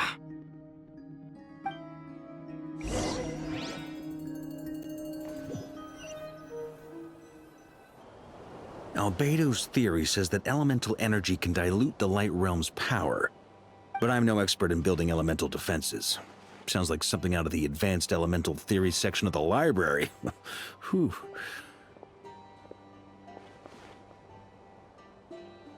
You seem quite troubled. Well, yeah. I mean, who doesn't get a little flustered when they're completely out of their depth? You were the very picture of confidence back when you approached the Hexen Circle. Eh, I could have been faking it through that whole meeting for all you know. Who's to say I'm not just a ball of nerves in a charming and gregarious package? Oh gosh, really? I'm so sorry, I had no idea. Well, you're all the braver for it. Still, I was much more in my comfort zone than I am here. At least in Mondstadt, you can cry for help from a cliff top and actually stand a chance of summoning Barbados himself. Things have never looked bleaker than they do now. If we don't pull this off, Tevat's doomed, isn't it? Oh, you think so? Actually, yes. Yes, it probably is. It's a shame. Don't put too much pressure on yourself. Tevat has faced annihilation many times in the past, but it also gave us you, didn't it? Hey, don't give me that. It's not like I'm anyone special. I disagree. Every human born in this world is special. We angels have always believed that. In that case, this humble human being has a big favor to ask of you. I thought you might say that. I'm sure Alice, in her great wisdom, sent you here precisely to help us in this difficult time, yes? Well, that has less to do with her wisdom, and more to do with my power. Of course, of course. Well, the thing is, these elemental defenses we're about to build, I don't think it's a question of if they'll fail, but when. Durin's findings from his patrols make it clear that Dottore is constantly expanding his territory. First it was his lab, then the design bureau, and now this. It's not realistic to completely stop him encroaching on the rest of Krai. Rather, our goal should be to stall him for as long as possible. If Miss Sandroni's calculations are correct, well, they're the closest thing to certainty we have in this situation, so let's assume they are. Anyway, her calculations suggest that our best hope for victory lies in Miss Columbina's return. It's up to us to slow Dottore's advance and buy time for her to make a return. Are you asking me to help you with building the defenses? No. I'd like you to prepare for what comes next. When he eventually reaches us, we will have to fight him. You were an angel once and a mage now. I'm asking you to lend us your protection. Oh. Can I take it that you're triggering the terms you fought for during our three-way talks? Well, technically those terms were about protecting Mondstadt. But if you're happy to agree to the change in location, then yes, let's do that. You're cashing in on this much sooner than I'd imagined. Well, yeah. The way things are going, I might not get another chance. Very well. The mages have heard the knight's plea, and we will respond.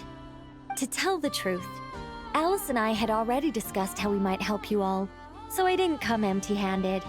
I always like to be prepared.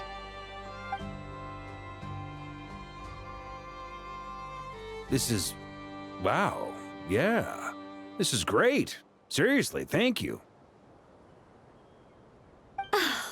It's been many long years since I had a chance to dazzle humanity with a little divine intervention. To humbly serve as a reliable and responsible guide.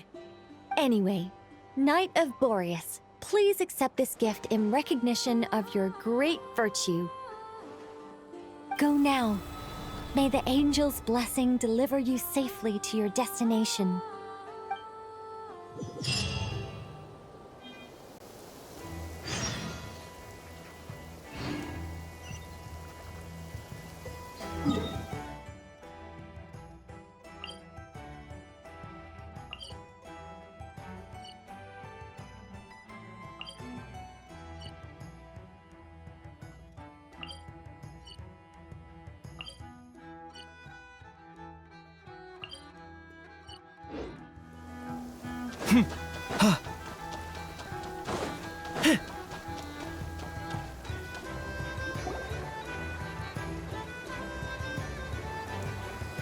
Ah, you're here. Sandrone! How are things going? Glad you asked. You two are about to become the first people to lay eyes upon my masterpiece. Or should that be the first person and the first, specter? Hey! Whatever. Come, feast your eyes on this. Wow! We've never seen something like this before! This meter displays the progress of my formula. Currently, it's still making the most important connections. Once it's finished running, I'll deliver it right to your side. And then, we can finally bring Columbina back. What do you mean, deliver it? Can't you just tell us over the Dodo communication device? It'll just be some numbers, right? Ugh, you're such a greenhorn. This isn't the kind of formula you solve in math class. It's a highly complex algorithm capable of constructing a framework of rules. Ugh, whatever. We'll be here all day if I start trying to explain it. All you need to know is the formula must be completed before we can bring Columbina back. I'll share the data with you. Nicole's agreed to let me use her information channel, so we just need to use the Dodo communication device like so, and there. Now you can check in on my progress. Wow! Look at that! You're amazing, Sandrone! About time you recognized my genius. Took you long enough. Anyway, that's all for me. You should check on the others if you have time. Make sure we don't have any weak links in the chain. That might sound harsh to you, but close supervision is a common practice in a Fatui. Not looking to catch anyone out. I just care about everything going smoothly. That's all.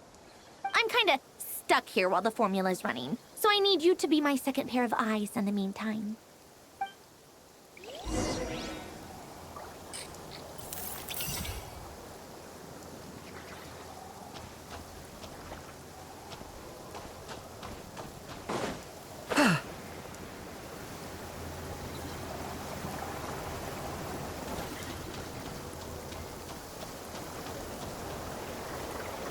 Thankfully, Miss Nicole has come to our aid. Nasha Town is now looking very well defended. Golden Flame. Yes, that's Nicole's power, all right. Based on the latest message from Grandmaster Varka, it sounds like they've reached an agreement. The situation should be more stable with her assistance. Everyone will have at least some degree of protection. Albedo! Durin! Hello there, you two. Are you well rested? That's good to hear. As per the plan, Albedo and I will be in charge of Nasha Town. As Dotori's energy field expands, it's creeping ever closer in that direction. But we will do our best to hold our position. We fought side by side many times before, and always with great success. I believe this time will be no different. So don't worry about us. Focus on fighting Dotori.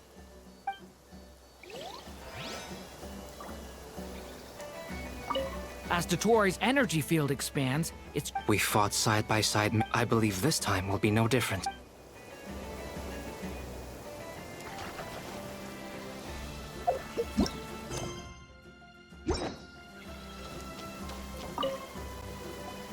Traveler, Paimon, a pleasure to see you both. Flans! How's everything coming along? Fairly well, if I do say so myself. Personally, I am ready to confront Dottore head-on. Ooh, you sound much more serious than usual. To be honest, I am not usually fond of exercising my full strength. For one thing, it's hardly conducive to maintaining a low profile. Besides, I believe one should have the right to choose when to show their hand. I am conserving my strength until the moment of battle is upon us. Anything to boost our chances of victory. Seeing you get into the zone like this really puts Paimon at ease. Huh, Traveler? I consider it an honor to have your trust. Rest well. I look forward to seeing you both in your element during the battle.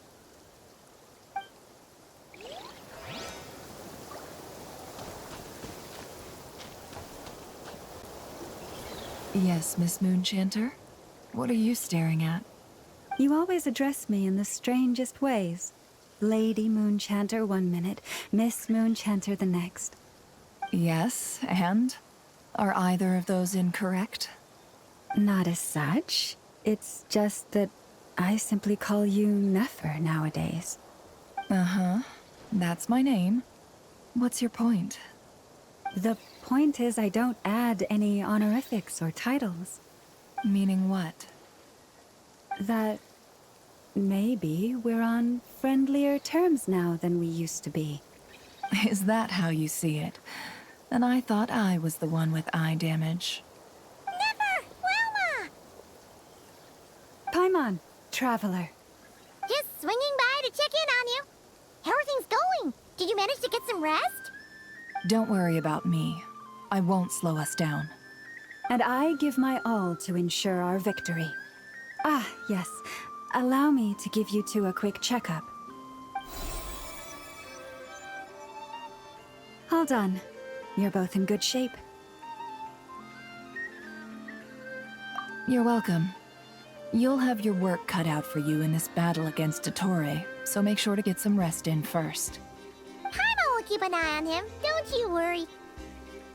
I'm glad to hear it. Take good care of yourself, too, Paimon. Sure thing!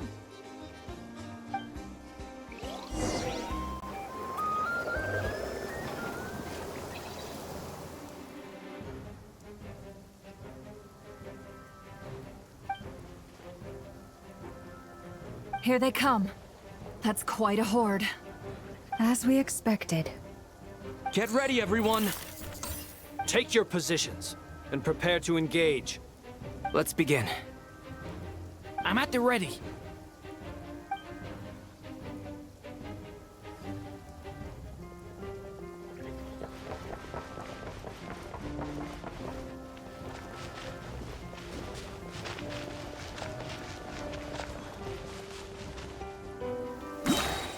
What a waste of time! Yours go!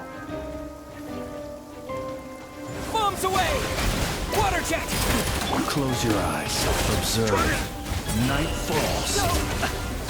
Be silent. Observe.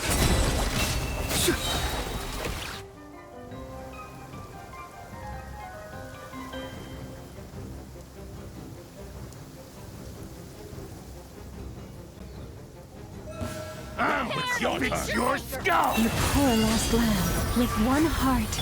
No more lies. These creatures cannot stand against us.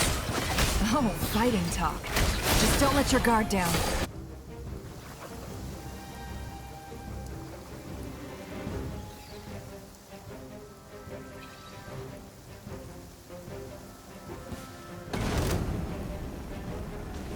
Witness my great undertaking!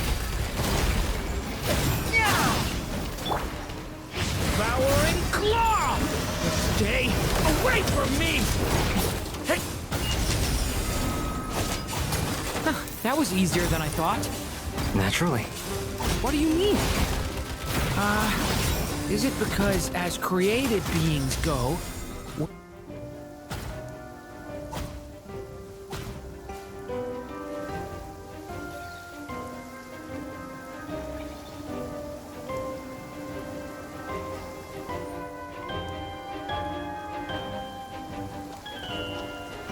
Wipe out! Leave this place. For the everlasting. Seek within. People have always used fire to drive away wild beasts. Wouldn't a lantern work just as well? You read my mind, my dear friend. I was just about to say that. All right then, dear friend. Bring the light.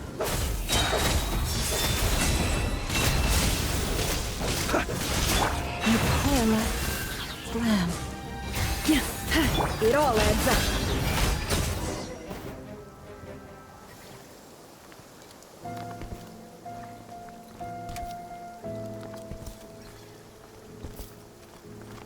You're looking well. I trust you've had a good couple of days. Dottore. It's actually a good thing, in my view. If the subjects of my experiment were to die prematurely, it would throw quite a wrench in the works. And so, I must thank you all for your resilience. We are no longer on the same level, but you are nonetheless worthy of my respect. A creator god should be merciful and gracious after all. And in any case, it is only right that before I end your lives, the world is informed of the arrival of their new god.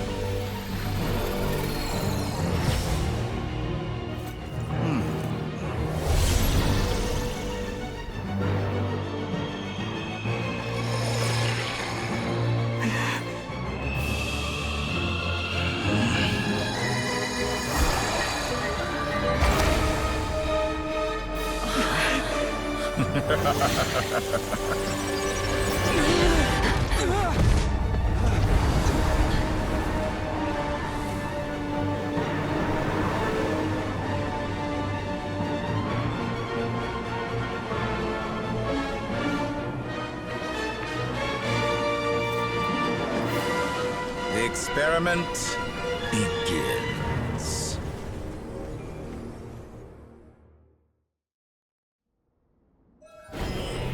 With the marrow of the 3 moons in my hand, behold the false moons fall!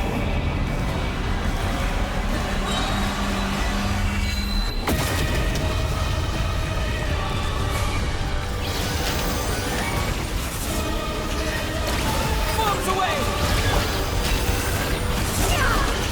The deception ends here.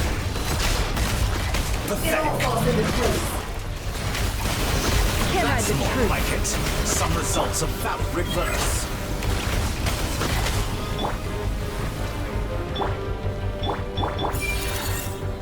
Entropy bears to me. Wipe out! Beware the creatures of the night. Good. Keep it up. I'm still collecting data. Did you honestly think I would knit me to dust? By the frost in the world. Leave this place. First, like an ant in my palm. We've been moved inside another space. And it's looking at the structure of it. It seems like Dottore intends to trap us here. There's no exit. Our endurance is about to be put to the test.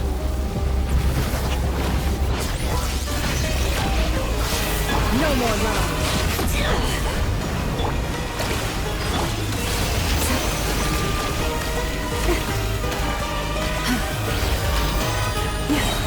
For the everlasting forest. Excellent. You barely outdone. Seek within. It all falls into place.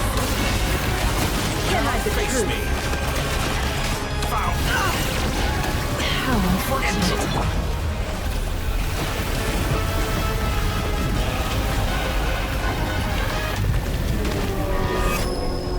Water jet!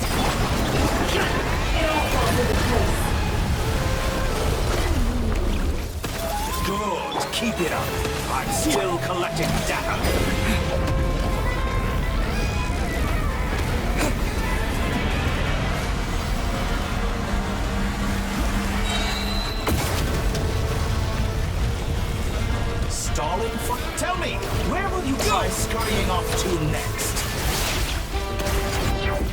Looks like Dottore has opted for a divide and conquer strategy.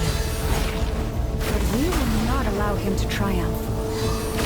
No, I shall pray for our victory.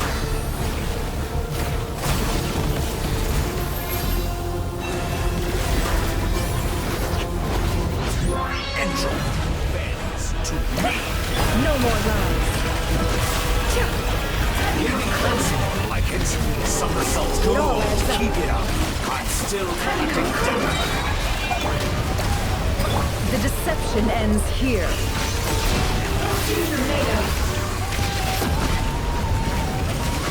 No more lies. Pathetic.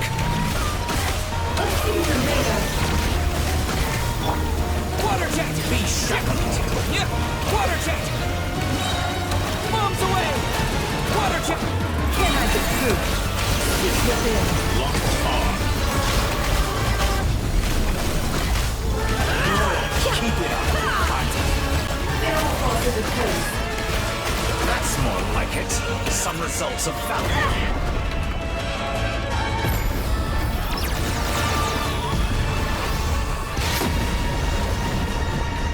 Pathetic. Be annihilated. That which cannot stand against me. What's this supposed to be? There really is no way out. We'll see about that, Dottore.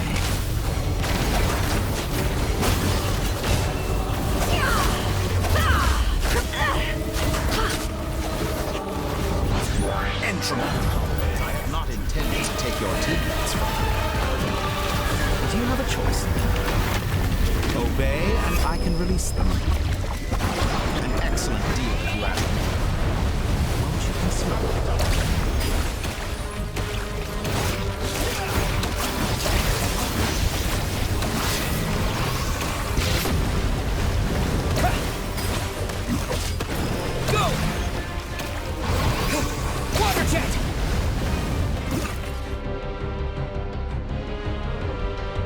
I'm aware you've been working on some little tricks to surprise me with, but it appears that none of them have come to fruition. My guess would be that you're trying to bring Columbina back. But then, where is Sandrone? Or are you trying to buy time for her? I always found their friendship to be a curious phenomenon. Two highly incongruent personalities, and yet they share a deep connection. Speaking of Columbina, I once saw her as like a younger sister. We got along quite amicably while she was with the VIII. But then one day she suddenly decided she would refuse to take part in any further experiments. To this day, I truly don't understand what I could have done to upset her so much. It's such a pity. I could have had a sister, a family. But alas, she grew to dislike me. You're not fit to be family to her. That I can't deny. So many people, all obsessed with playing out the same tired old dramas. This world is rotten to the core. And then there's you. You had every opportunity to reach the right conclusion. The thought of killing you off like this? But I maintain that I approached you in good faith, so I will offer you another chance. Will you work with me? You have until I count to 10 to make your choice. 1, 2, 3. Not in a million years.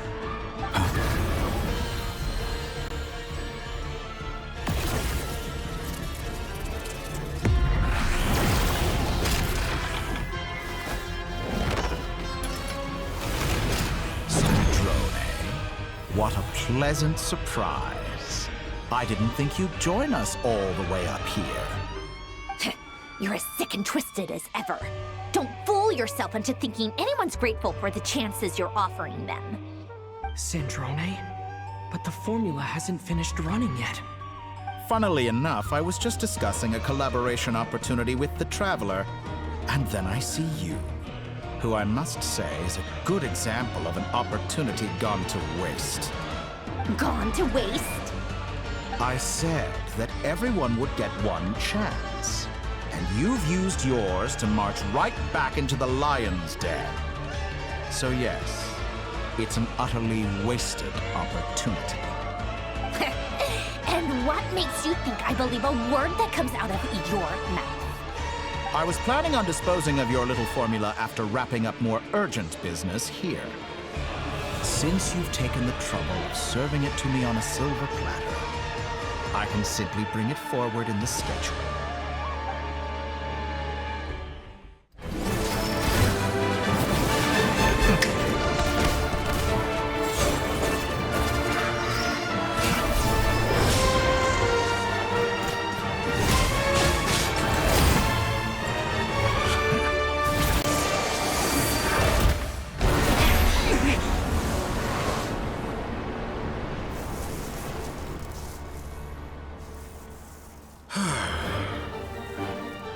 Is this your life's work?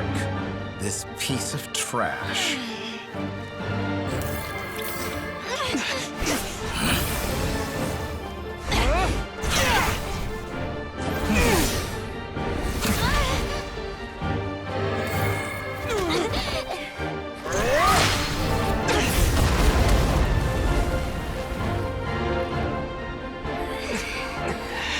Your formula runs too slowly, Sandrone. You put your hope for success on others instead of fighting dirty. That is why you have failed. Now, whom should I slay first? Any volunteers? No one? How nice of you to leave the decision to me.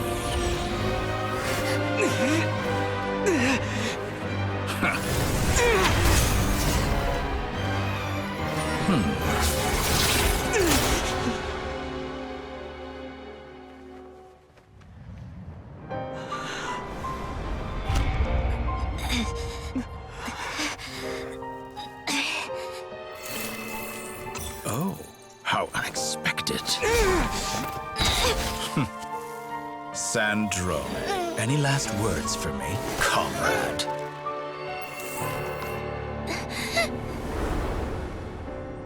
Is there anything you wish for? Not really. But I've always known what I don't want. Go to hell, Dottore.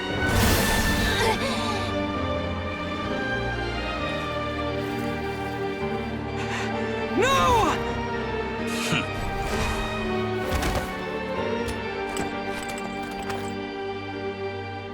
And now, you have failed.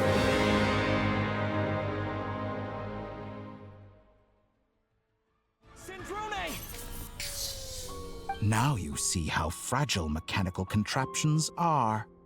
Just a gentle tap, and they fall to pieces. However keen of an inventor Sandrone may have been, her death spells the end of the formula that was running inside her body. Of course, I have to commend her for making it this far. As her colleague, I have to admire her stubborn tenacity. Now, it is time for you to take your place by my side. My count was interrupted, but the second chance I extended to you still stands. Once again, you are welcome to join me. By now, I'm sure you have gained a greater appreciation for the power and authority I wield. What is stopping you from embracing a new world of endless possibilities? Not in the mood to talk? As you wish. You seem less talkative than usual today. I'll change the topic to something more apropos. Sandrone was always like this, never trusting anyone, always so reluctant to share her research with them. Objectively speaking, she had her strengths. It is remarkable how she extracted and even optimized the world formula from so much data. But her inability to trust was her undoing. Had she allowed someone else to monitor or run the formula for her, you might still have a chance at victory even now. But regrettably, she was a stubborn fool. As much as it pains me, she had to go. Dottore, maybe this is news to you, but people can change.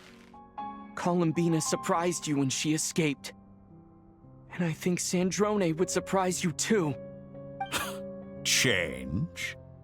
You can twist the truth however you want, but I see it clear as day. You're the one who can't trust other people. Is that how you see me? By this point, what can you hope to do about it?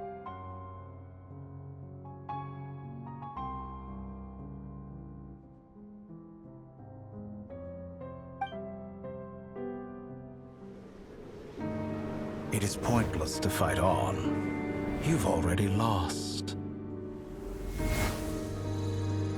Wrong. You can't win this, Dottore.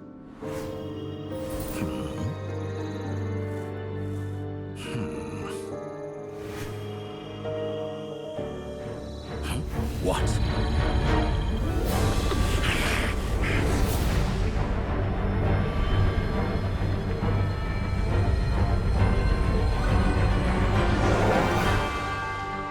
My formula can get us 90% of the way. It will connect you to Columbina. Then, I will bring the formula's output to the Traveler's side. For the last 10%, do whatever it takes. Just bring the moon down.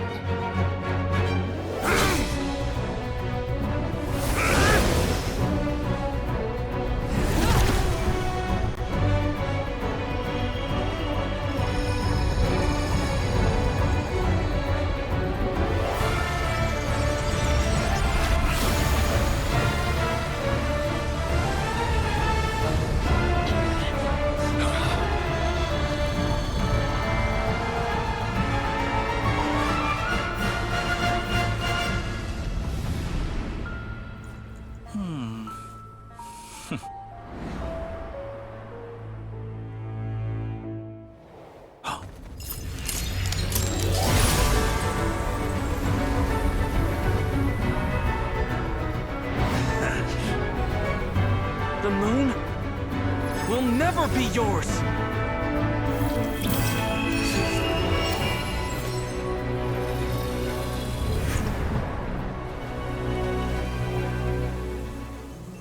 I turn my body into moonlight and pour it over Nod Krai. My soul, I leave here to inform my future friends. Lastly, I will hide the Trilune Authority within the Frost Moon. And when my body, soul, and authority are reunited, finally... Columbina!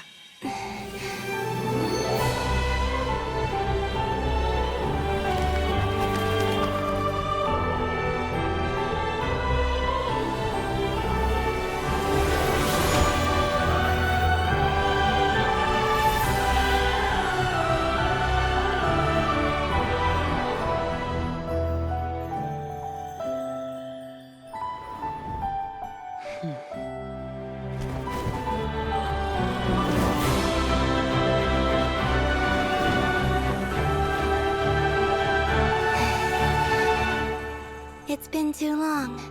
I'm back.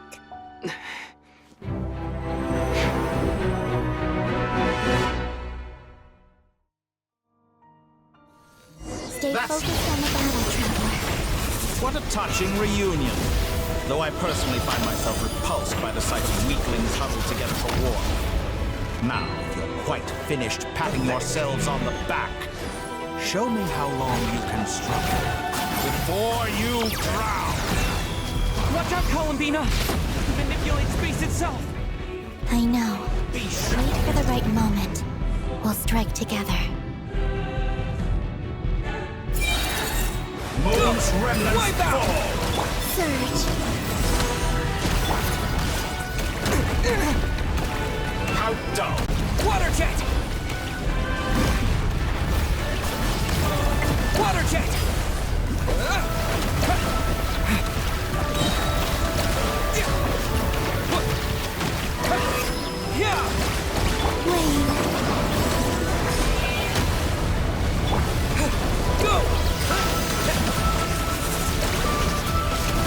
openings on purpose. Confident on you.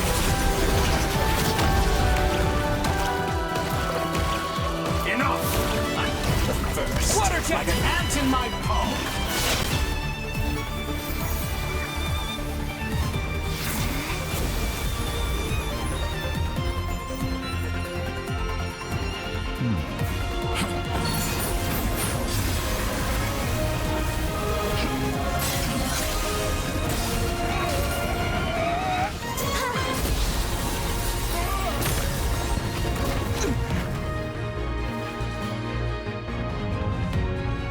I grant you the new moon's blessing. The new moon shines upon you. I am growing weary of your... It's over, Dottore!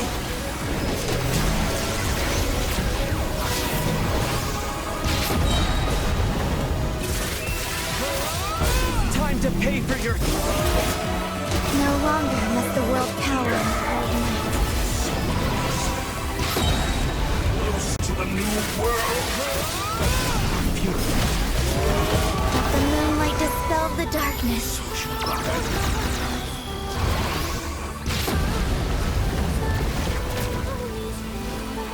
Heather left.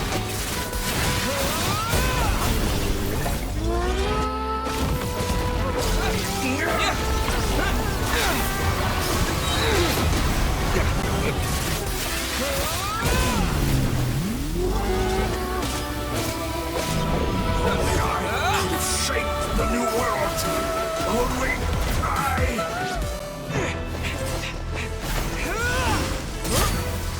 Willfully blind.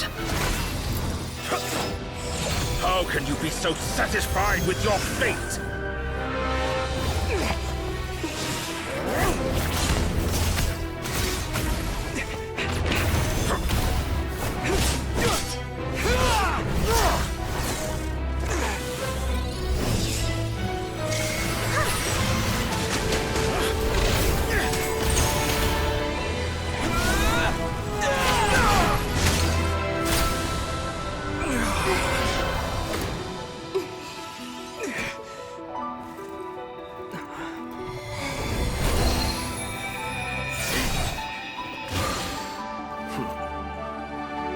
This battle was never about fate.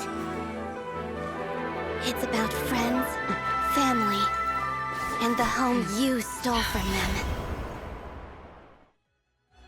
So dull. Only the weak rely on each other for comfort. You shall see. Once I transcend fate, you will be nothing but fodder for my grand experiment! That will never happen.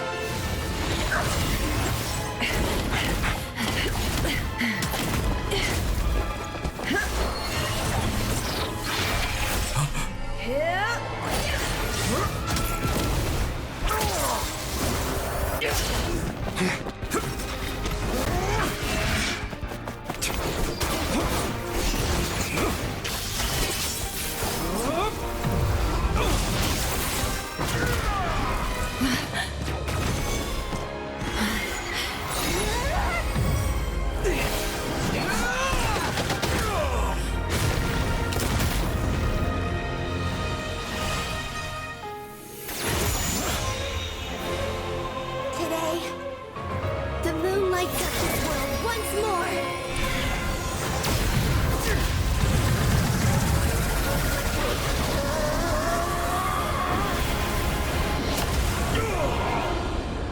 This loathsome world.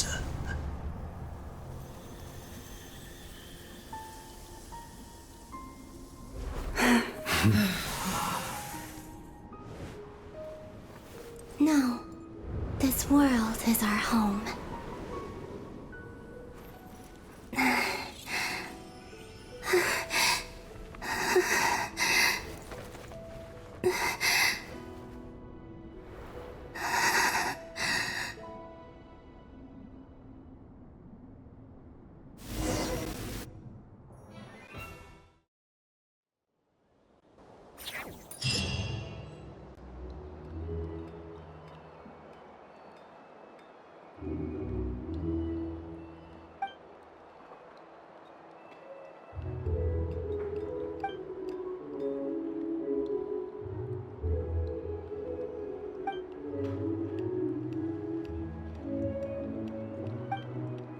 are doing it wrong.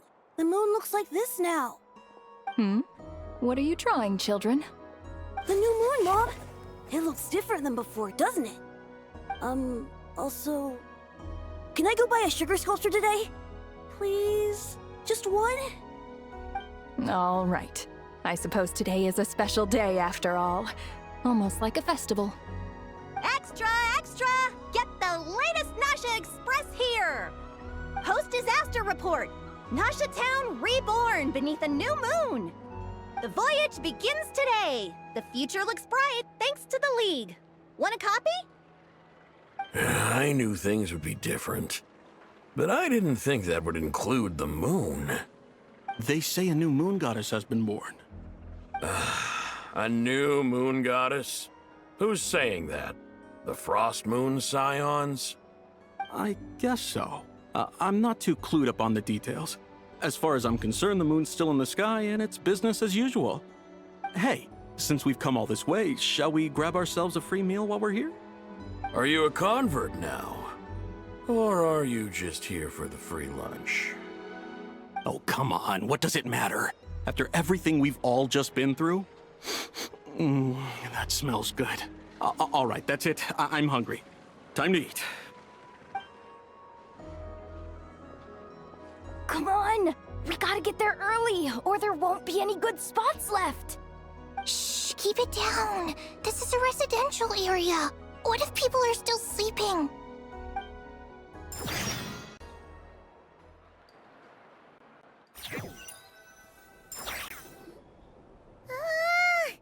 Why is it so noisy outside? It's okay. Paimon was pretty much awake anyway. It's been so long since we last had a chance to relax, huh?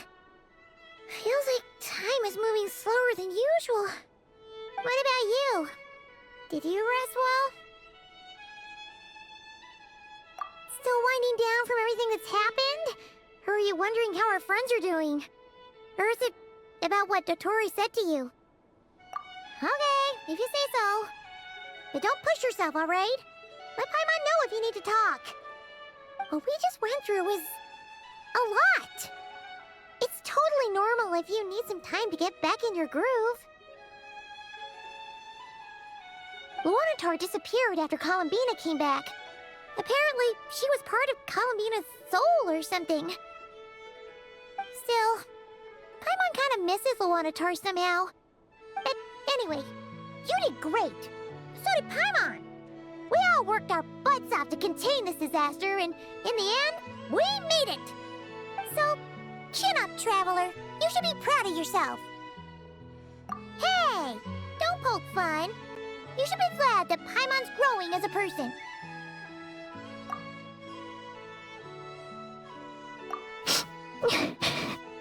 Paimon didn't think you'd mention it. You have no idea how anxious Paimon was. She was worried sick about you. Well, if you really want to show Paimon you're sorry, you're gonna need to make it up to her. You better be ready to splash out on a lavish meal.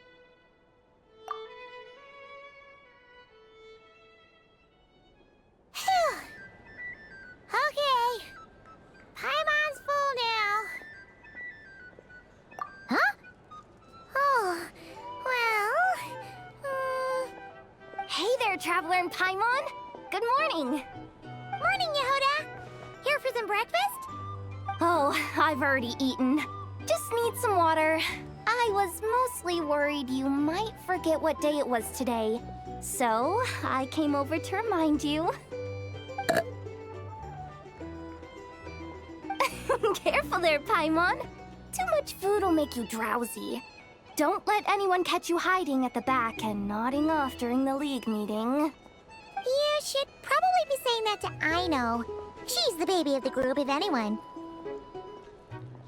True. You know, I'm surprised that all these competing groups are actually coming together to try to solve things together. Definitely a first for Nod Krai. Well, nothing like a region-wide calamity to bring people together. After that, Surely even the most self-interested people have to realize that going it alone isn't worth the risk, right? Try telling Boss Neff that. She's not exactly convinced that people are gonna get with the program. Really? But if she's so pessimistic about it, why'd she agree to be the Curatorium's representative in the League? Probably 'cause even though Unity sounds like a pretty far-fetched idea, the benefits it would bring make it worth a shot. I think things will work out, though. I swear, Not Krai feels like one big family now with everything that's happened. More than it used to, anyway. Paimon's with you on that one. And it seems like plenty of other people agree, too. Just listen to the bustling streets. All right. Everyone's been rebuilding these last 2 weeks, and the evacuees have been coming back in droves. Life's slowly returning back to normal. Which means my workload's probably gonna shoot back up. Were you about to head out? There's still some time before the ceremony begins, you know. Yeah, we were gonna take a stroll around the square and say hi to some friends first. Sounds good. See you later then.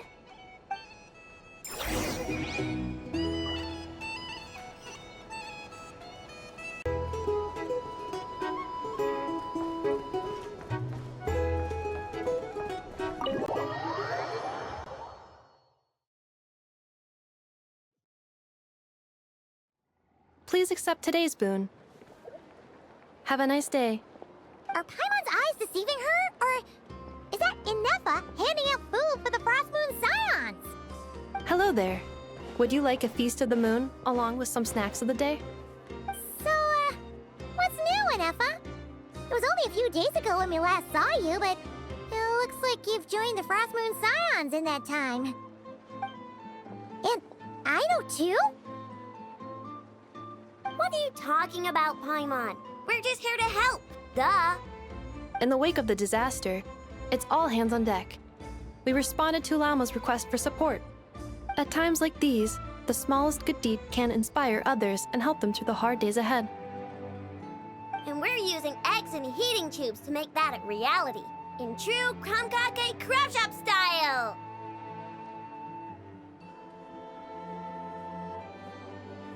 Enough! Did you hear that? The Traveler said I did good. The Traveler! That's because it's true, I know. Proposal. If you can resist eating today's dessert, I will provide you with compliments, too. No way! Well, that proposal got shot down quickly. I need something to get me through the hard times too, you know. Mom! Yes, dear. Go right ahead. Excuse me. Could I take a photo with the robot lady? She helped us get safely out of Not Krai, and she helped us get back home too. She's the best. Of course she is. And since I'm the whiz kid who built her, that makes me even better than best, right? But you stole my snacks, though. Oops. Shall we move to the open space near the center? The view there is better. Thank you! Aren't you the better pick for this job, Flint's? You underestimate yourself yet again, Master Ilua. Not at all. I rarely come by Nasha Town. I don't know any of the big shots here. All in good time. Socializing is a step-by-step journey. But you're much further ahead on that road, aren't you? You're not seeing the full picture. You know the truth now. My friends do not understand my habits. There is no question about it. The Lightkeepers need a representative in the League. Someone who is upright, cares about other people, and can realize their self-worth through group action. You say it like you wouldn't make the cut. I am most flattered that you think I would. Sigh a little less, Master Ilua, and have more faith in yourself. all the Lightkeepers agree that you're a very promising young man. That is precisely why Starshin and Nikita felt safe delegating such important work to you. I'm sure we all also agree that we would sooner die of dehydration than manage to wrangle anything out of you in a discussion. My apologies. I am not in the habit of bringing water with me when I go out. Whatever. I'll take the job. By the way, who else is part of this? Oh, it's quite the who's who of Krai. There's the Moon Chanter of the Frostmoon Scions, the boss of the Curatorium of Secrets, a representative of the Voynich Guild, and even someone from the adorable Kromkake craft shop. I'm sure you will find speaking with them to be a genuine pleasure. If you say so. I've never done this work before, so I'm honestly a little scared of making mistakes. But I'll do it. Not only is it our duty as Lightkeepers, but because I want to make Krai a more welcoming place. An admirable attitude to take. The beacons are lit, Itlua. We're but one step away from breaking through the blizzard. We have the chance to band together and build our shared homeland into an Elysium. This is unprecedented for Krai. An opportunity not to be missed. Yeah. You're right. I'll do my best. Quite a few familiar faces have arrived. Let's go, shall we?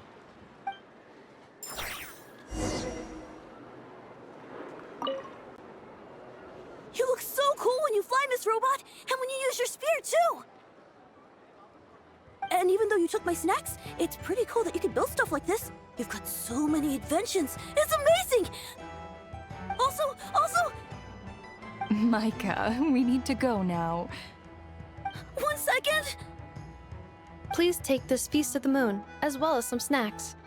Share them with your mother and your lovely family.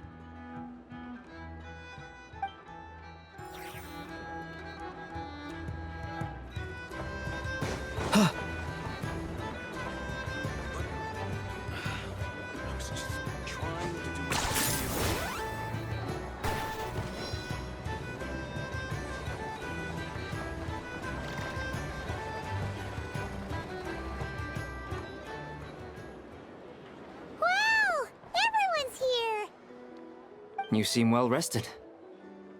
I know no one's asked, but I'm sure you all want to know, so let me just say, we're doing great. Thanks. Well, great, but not perfect. Starting to lose my mind from boredom. Can't drink a drop of alcohol while I'm waiting for my wounds to heal. I'm sure you had a sneaky swig or two. Wait, how'd you find out? I'm sure you must be missing Mondstadt after all these years away, Grandmaster. Yeah, you could say that again. Every time I get news from Mondstadt, it makes me want to go back and see the place for myself. Honestly, once things are wrapped up here, I think it'll be time to head back home. Hey, looks like someone's taking the stage. Can everyone see okay? Anyone need a boost?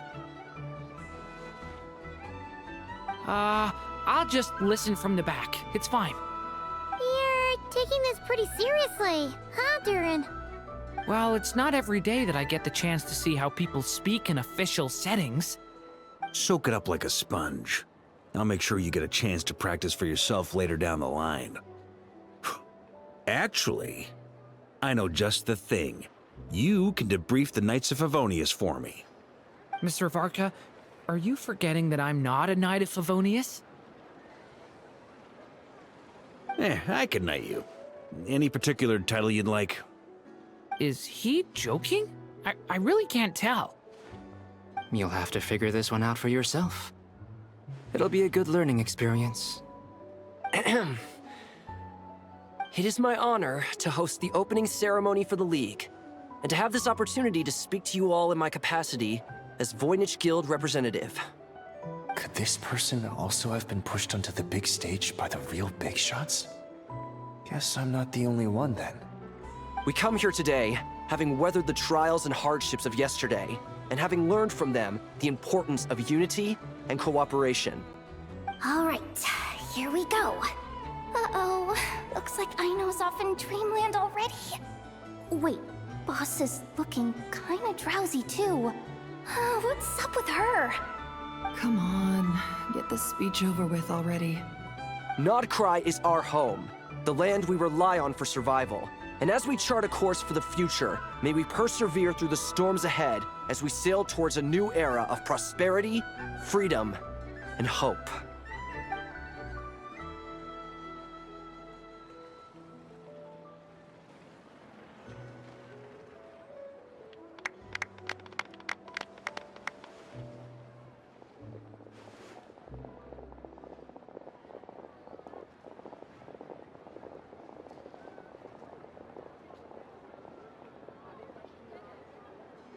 Looks like we'll have more opportunities to travel in the future. I'm sure you'll cope, Lady Moonchanter, given how fleet of foot you are. Unfortunately, I suspect I'll be too busy at the Curatorium to act as your host. We have a busy schedule, not to mention an international network of contacts to manage. It'll be all right. I'll just check your schedule with Yehoda well in advance. And if she's not available, I can simply ask Ashru. You... So giving my employees extra workload isn't enough for you? You're really going to drag my cat into this too? I thought you'd approve. Aren't you forever increasing your employees' workloads? That's a bold statement. Are all the Frost Moon Scions feeling more audacious now that your moon goddess has returned? Columbina's return has brought joy to all who care about her. That includes both you and me. As for the Frost Moon Scions, we are learning how to thrive independently, without relying on the moon goddess. It is up to us to make our home a more livable place. Joining the League is one of the steps we are trying towards that end. I like the word try. It's nice and non-committal. You can opt out at any time and still say you tried. You don't see a bright future for the Frost Moon Scions? Or did you mean the League? I'm just not as optimistic as you. The Frost Moon Scions should count themselves lucky that they have a leader as stubborn and enterprising as you. But Nod Krai's a big place, with all kinds of people. Most of them don't enjoy answering to a leader, or even listening to reason. Well, that's where you and your methods come in. Unless the Curatorium of Secrets is only here for appearances. For now, yes. And that won't change until this venture becomes worth my while. What would make it worth your while? Getting out more than I put in. Right now, I'd barely break even, but I'll grant that it's a good start for Nod Krai. Then maybe it's worth a try. All right, you can stop now. Or do I have to join the Frost Moon Scions before you'll get off my back? You'd be very welcome to join us. Hey, you two! Congrats on all your hard work! What are you chatting about? Nefer was trying to dissuade me from adding to her employees' workload.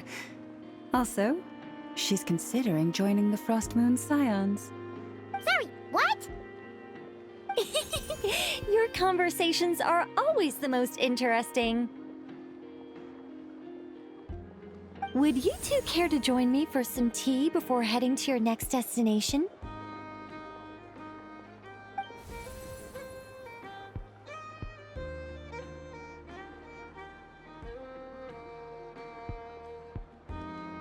Nicole? Wait, where are you? Aren't you gonna show up today? Sadly not. I'm otherwise occupied right now. I'm sorry, Paimon. I can hear how disappointed you are. If it's any consolation, let me say that how things appear on the surface is a far cry from what they are at their core. Perhaps you'll feel better if you focus on the fact you have a special line of communication with the great mage herself. Okay? Has something happened? No, or not yet, anyway. Well, that's not ominous at all. Not for the time being.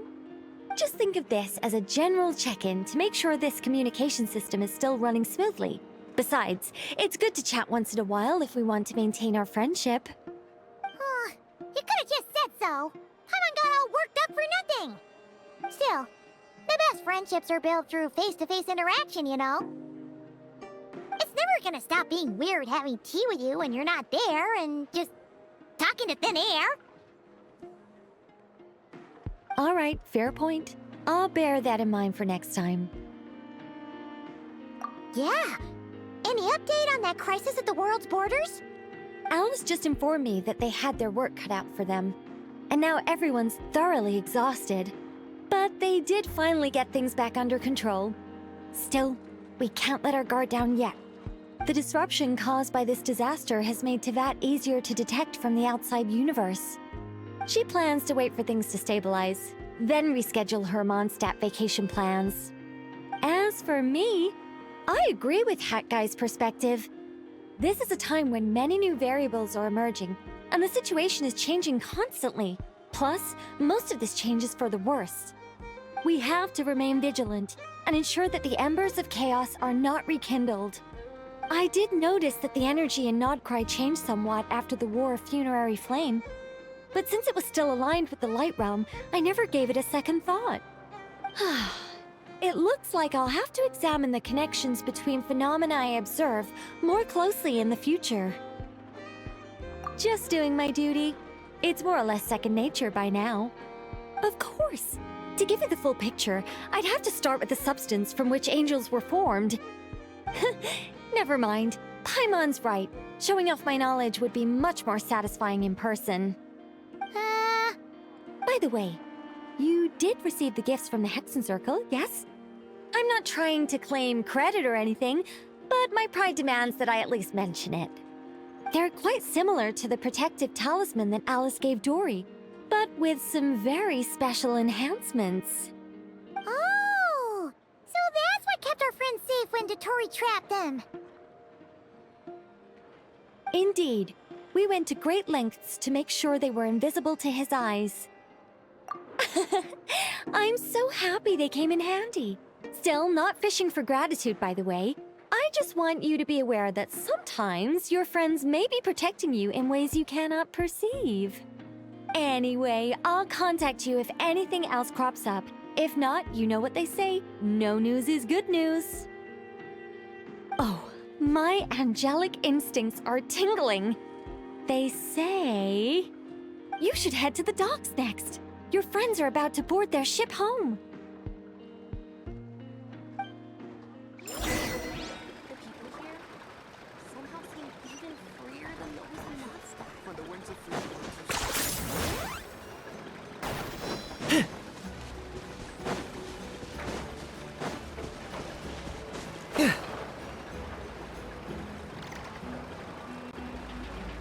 Okay.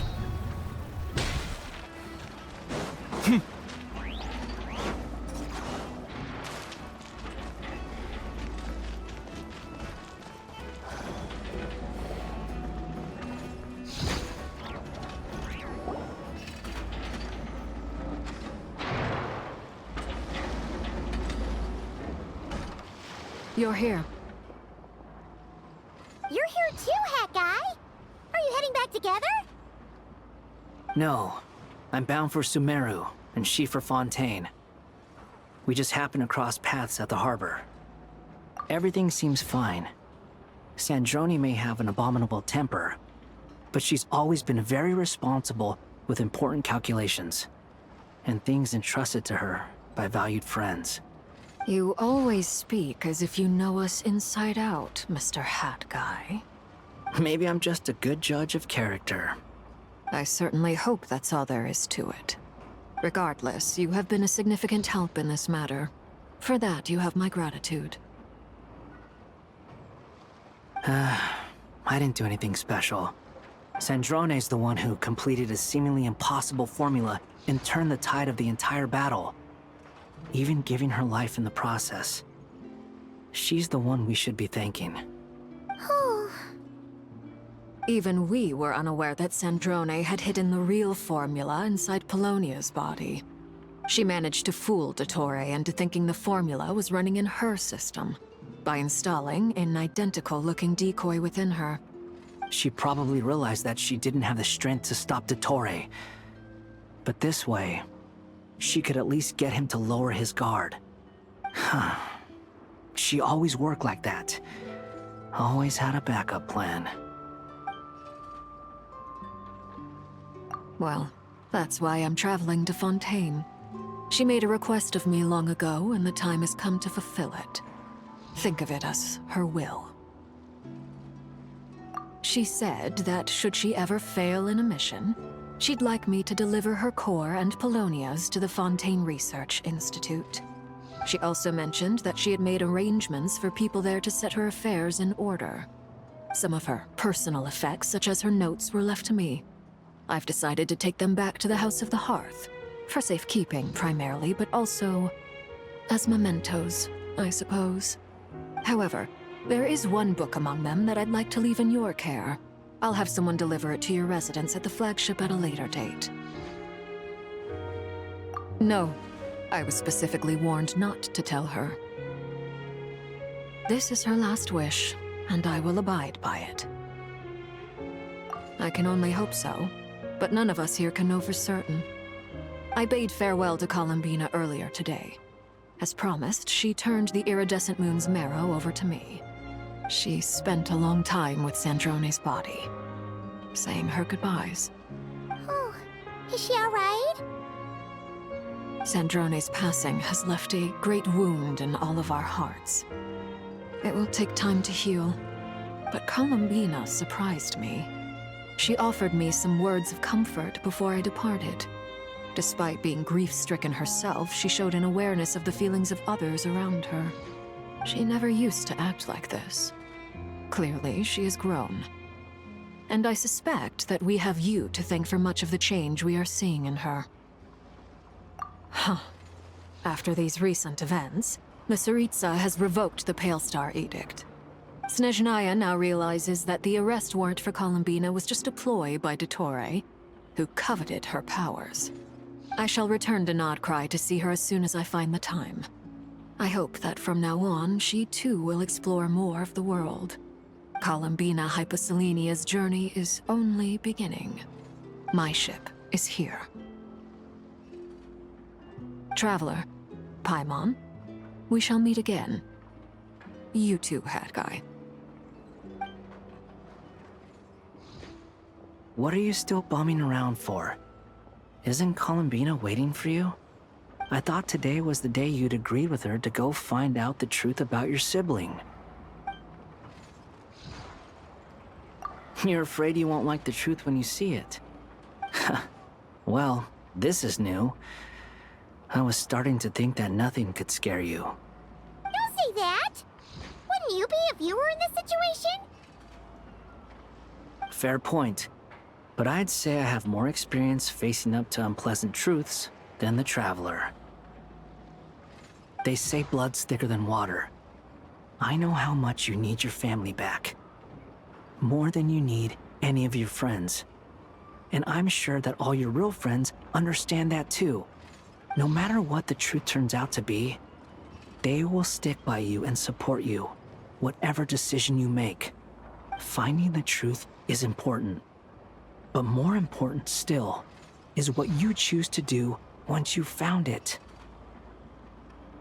At least, that's the life lesson I've learned from my experience, grappling with the truth. What? Now that Dottore's dead and gone? A little, I guess. But it hasn't solved everything. Maybe I regret not getting to end his life with my own hands. Or maybe it's something else. But for whatever reason, I still feel like I have a chip on my shoulder. Either way, I'm going back to Sumeru. Lesser Lord Kusanali is gonna need help dealing with all the chaos Dottore left in his wake. Not just from this incident, but everything he did in the past, too. You should continue with your journey, as you've always done. Who knows? Maybe we'll meet again someplace else. So, what should we do now? If you want to explore a bit more to steady those nerves, Paimon's game! After all, when Columbina said she knew where your ship was hidden, Paimon promised to give you two some alone time with the truth. It hasn't been all that long since we were last apart, sure, but with Columbina there, Paimon's sure things will be just dandy. Ain't no biggie. Paimon might be all about that food and fun, but she knows how to do right by people. Paimon's sure you'd prefer to digest the news about your sister in peace. But, no matter what you see, just know you can share it with Paimon. Of course, as long as it's not super private. If you can't make sense of something, let's give it some thought together. And even if we both can't figure it out, Paimon can at least treat you to a nice meal. Glad to hear it. Feel better now? Alrighty. Next up, time to meet with Columbina.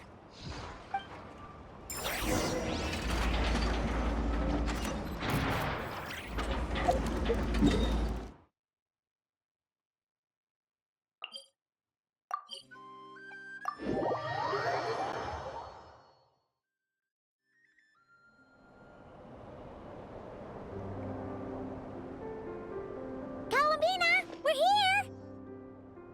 Can't quite believe we're meeting out here. We've gotten used to walking over to Silver Moon Hall whenever we go see you. Well, you're still welcome to go there whenever you want to see me.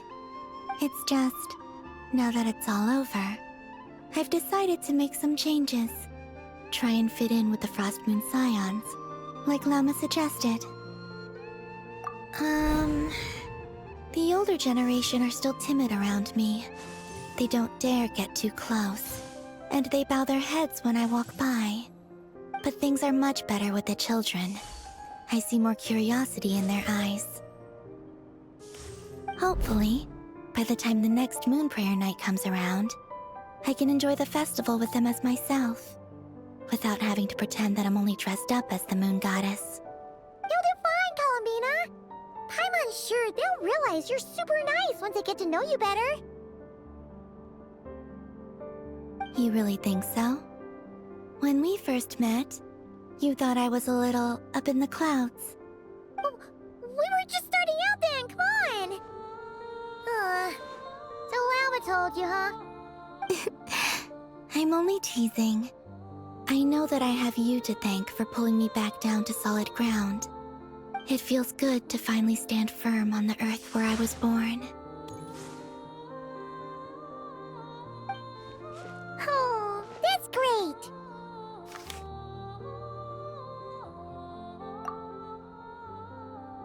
Thank you. I'll make sure not to lose it this time. Well then, are you ready? Lumine, what happened to our spaceship back then? Why did you leave? It's time to learn the truth at last. Ready as I'll ever be. Good. Then let me open the way for you.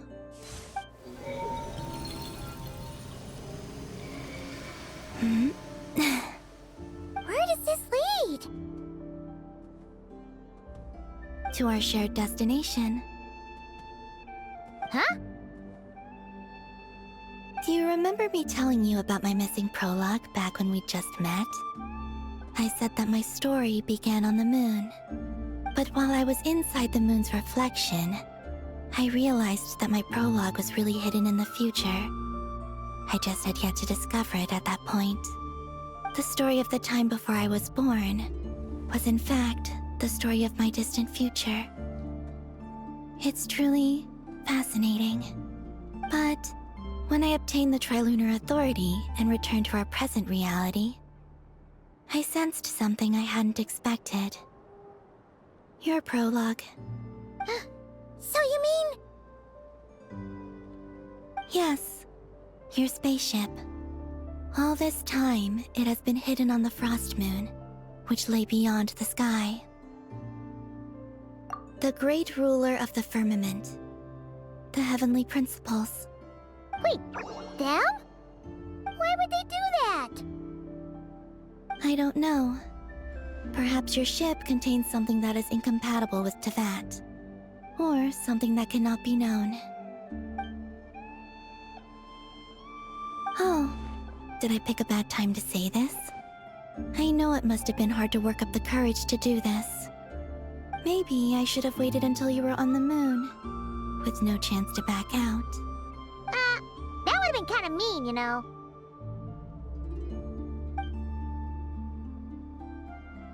Take me there. Oh? Whatever is hiding in that ship, it belongs to me and Lumine. Those memories belong to us. No one else has the right to decide whether I should or shouldn't know about it. Not even the heavenly principles. Very well. Then let's go. You two take care, alright? And don't forget to come back soon! Rest assured, Paimon. We will. Traveler, after you. Thinking about the story that we'll find hidden on the moon? Yes. And hoping that it has a happy ending. Stories like that don't exist, you know? You don't believe in happy endings? I don't believe in endings.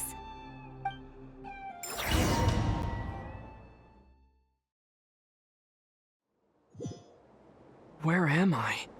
This is the pathway I built between Teyvat and the Frost Moon. The moon is very far away from us, so it could be a long journey.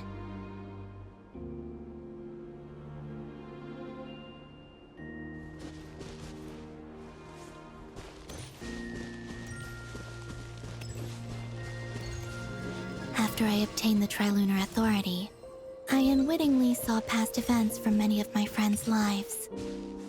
One was Lauma. She was so young when they chose her to be the Moon Chanter.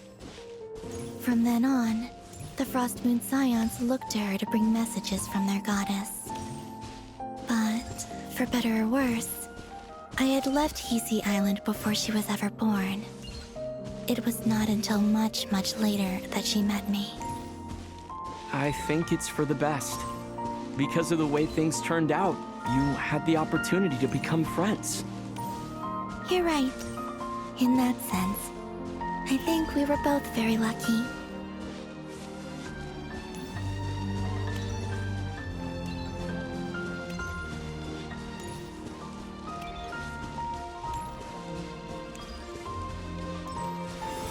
Oh, and about that mage, Nicole.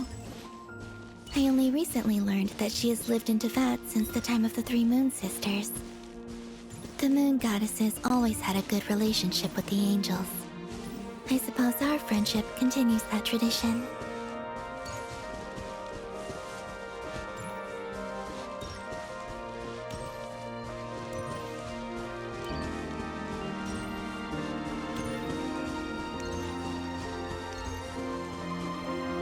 And then, there's Sandrone. I never knew that much about her, beyond the fact that she was created by someone called the Lord Artificer. She, too, suffered for a long time before joining the Fatui.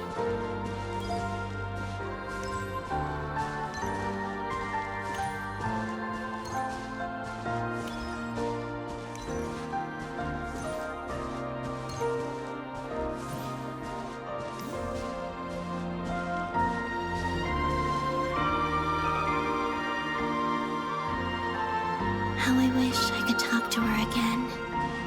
Even if only to hear her say nasty things to me.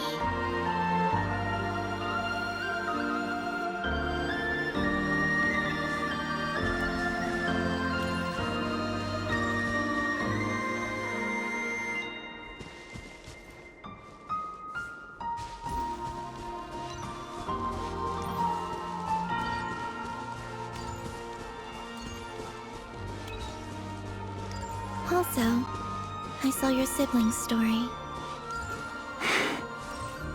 I'm afraid I didn't see much. It seems that she rarely came to the surface, where the moonlight shines. But I did notice that back when you first set out on your journey, she would often appear nearby, gazing at you from afar with a guilty look in her eyes. Lumine. Let us speak no more of the past. I probably shouldn't reveal so much about my friends. It's not my place. Let the moonlight carry us forth. We are very close now.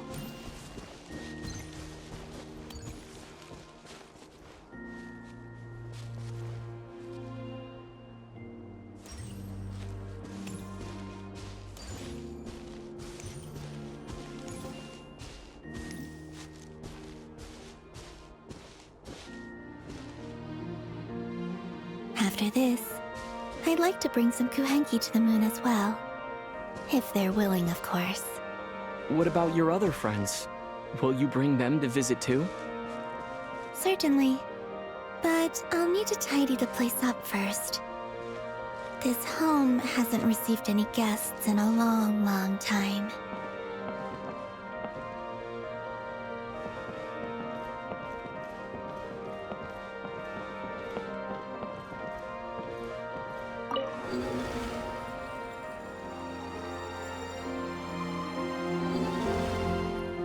I remember writing something similar with you on Moon Prayer Night.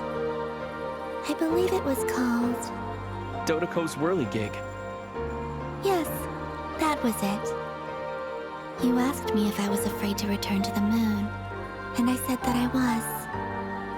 The idea that I had gained something precious, only to lose it so quickly. That frightened me. But I'm not afraid anymore. Besides, this time, we're traveling together.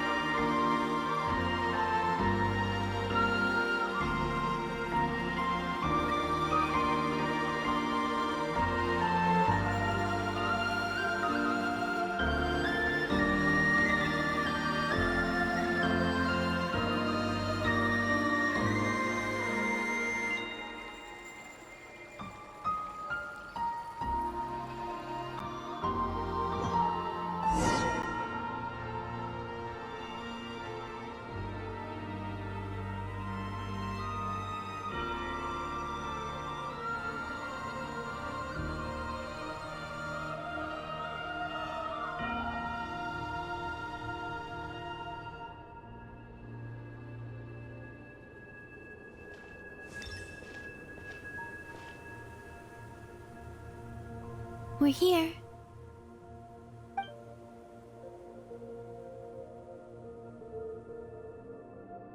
Over there.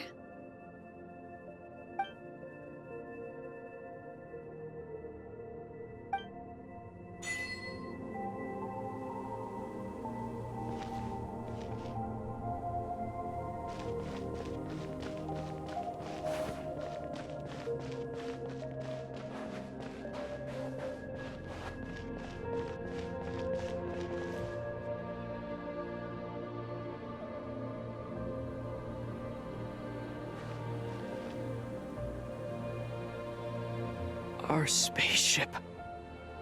It's huge. I suppose that the moon is the only place one could hide it. It'll be all right. Huh? The way you feel in this moment, I went through it too, on Moon Prayer Night. The door was right in front of me, but I struggled to find the courage to step through. Solitude for me once meant living a life in which even I was absent. Before I met you, that was the only life I knew. But that night, solitude meant throwing away the life I had gained after meeting all of you. Columbina. Go. Retrieve the part of your life that was once lost. Trust me, you will lose nothing by doing so. Look, Tavad is right there. All of our friends are down there, waiting for us.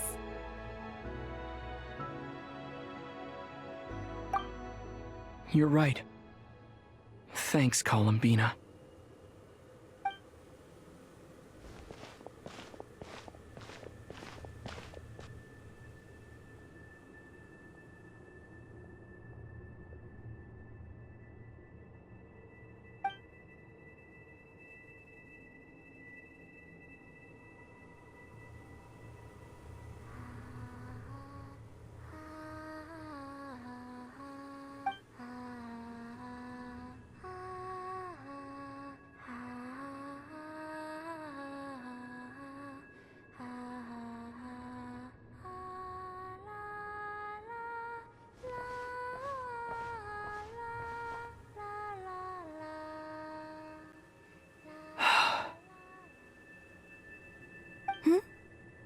Finished?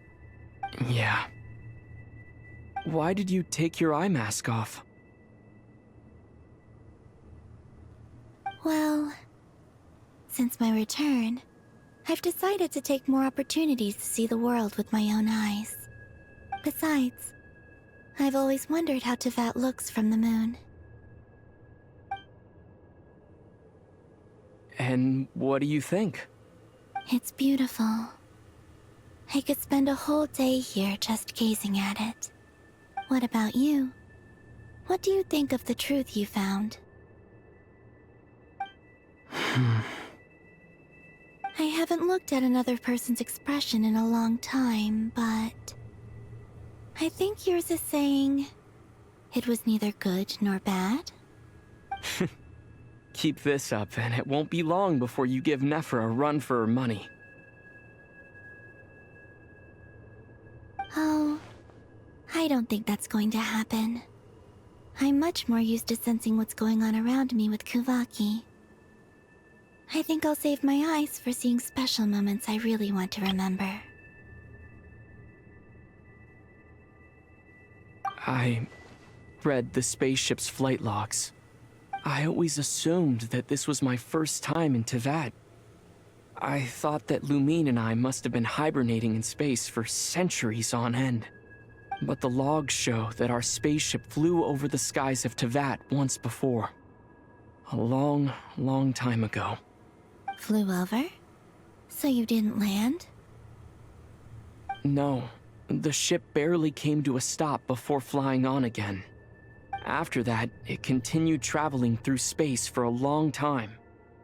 Some of the data is corrupted, but I suspect that it kept flying for thousands of years. It was only after that that the ship made a forced landing in Krai.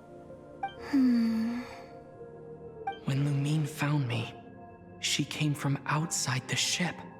Could this mean that she left the ship long before I did? Maybe even during our first pass over Tevat. Are you alright? Yes, I can feel that the truth is coming together, one small piece at a time. I remember Lumine telling me that when she first arrived in Conria, she could not recall the past. So this might be something that even she doesn't know. Here, I made some space for you. Your mind must be racing, and this seems like the perfect place to relax and clear your head. Oh, wait, there's one more thing. What is it? Wait here a moment.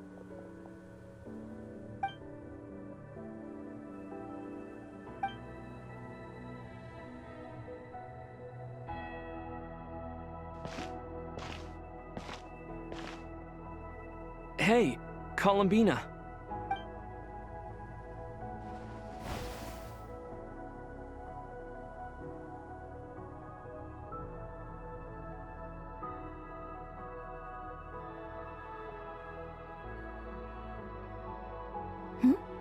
Is that a new outfit? An old one, technically. It's been in a cabinet inside the ship this whole time. It's a matching pair with Lumine's. She always liked this set more. Huh. I don't think there's a huge difference. Really? Yes. It's still the same you. You're the same person, no matter what clothes you wear. Only Columbina would make an observation like that. Traveler, do you consider Tevat your home? Home is wherever Lumine is. But then after all the time I've spent here, and everything I've been through, yes, I'd say it's my home. Would you change your answer if Tevat changed appearance? I mean, if the truth about Tevat turned out to be different than what you thought. I don't know, but I don't think so. The truth is not what matters most to me about Tevat. When I was first born, I longed for a home. And when you get something before you're mature enough to understand the world, you just take it at face value. I thought that a home was a transaction. You give me what I want, and I'll do the same for you. But you and your friends taught me what a true home should look like. You never asked for anything, yet you gave so generously to me. That's because your friendship matters to us. It was worth it. In the past, I thought that my birth in Krai must have been a mistake. But after journeying to the distant past where the story began, I realized that it was I who chose Krai to be my future home. Now, I am glad that I made that choice. I'm sure your friends are just as glad. In fact, I intend to make the same choice today as I did back then.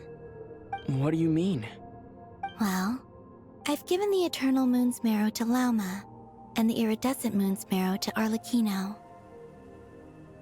And now, I shall return my Kuvagi to Krai again, that it may continue to protect my chosen home.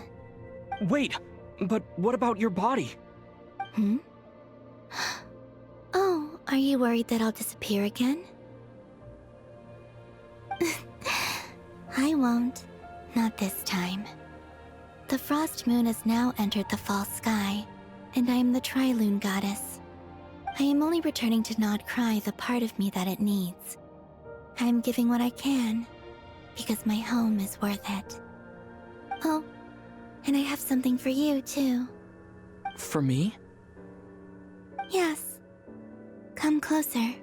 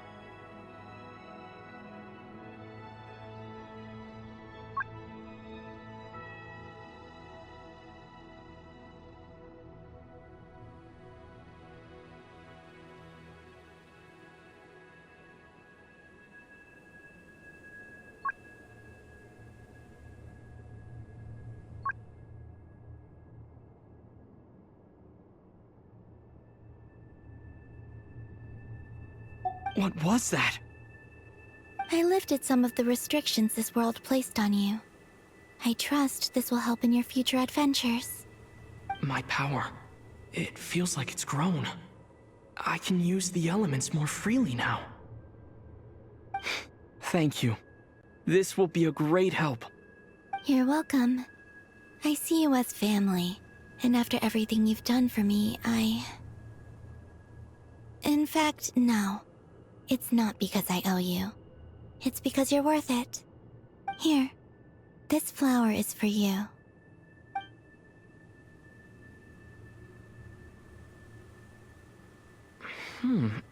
Isn't this a moon prayer blossom? Yes. Don't worry. You will never see these flowers lose their color again. I'm finally discovering the joy of giving. How I wish I'd learned this sooner. Hey, better late than never. What are you thinking about now? Why don't you take a guess? You get one shot. I don't think I'll get it in one guess, but I'm sure it's a happy thought. That's kind of a sneaky answer. I can't say you got it wrong. Down in Teyvat, the moon seems so far away. I felt it might always lie beyond my reach. But on the moon, everything feels so close by. The haze that once enshrouded the skies has finally been dispersed.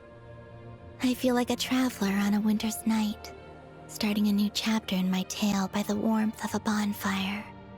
I don't have a lot of luggage, but I do have a lot of hope for the future.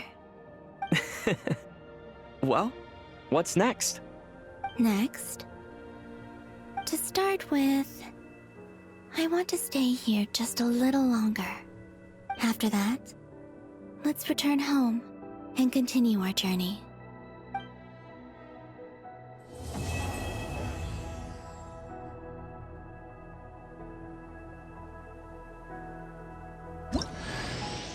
These clothes bring back so many memories.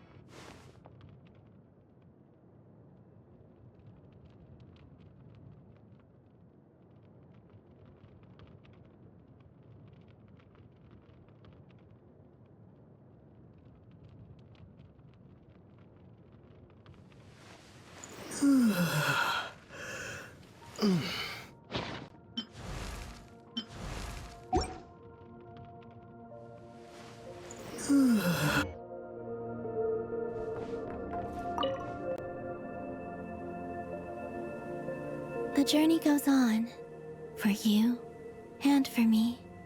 Like I said, this is not the end. I don't believe there has to be an ending. Oh, is that your next destination? Most people would probably tell you to pack some warm clothes. But I experience things differently than most people, so I can't know how cold it is. In fact, it is home to quite a wondrous heat source. I think they call it Kreshnik's torch. Every city in Snezhnaya is built around one of those. I sensed the energy it gave off as I was passing by on a railway train. It felt grand and distant. I also recommend the Korolievsky troupe in Snezhnograd. They give performances quite regularly, and entry was free for harbingers. I liked them a lot. Ice cold and sharp, crystal clear in some ways, yet profoundly unfathomable in others, like the thick layer of ice on top of a frozen lake. That's just the impression that Tsaritsa gives me. I was never able to glimpse what truly lies beneath that icy exterior. In fact, I don't think the people of Snezhnaya even know what kind of power their god wields. Maybe that's because the Tsaritsa herself has never acknowledged, nor accepted that power. There's Regrator, the Rooster, and the Jester. Between them, they control a lot of what happens in Snezhnaya, but I can never wrap my head around how exactly power is split between them. I just know they are each responsible for many specific domains. I noticed that the Rooster and Regrator often appear to get along on the surface, while working against each other in secret. And theirs is not a friendly rivalry. But I wasn't particularly interested, so I tended to keep my distance. Now that I think about it, the term Mistelton often seemed to come up in connection with Project Stuja. Once things settle down in Krai, I'd like to explore the world beyond Snezhnaya. You've told me so many stories about the other places you've been to, and all the friends you've made there. I'm curious to visit those nations and see them for myself. It would also help me learn more about the journey that has made you into the person you are today. Okay. As you continue on your journey, don't forget to gaze up at the moon once in a while. It is, after all, no longer an illusion. It shall cast down its true moonlight, connecting us in truth.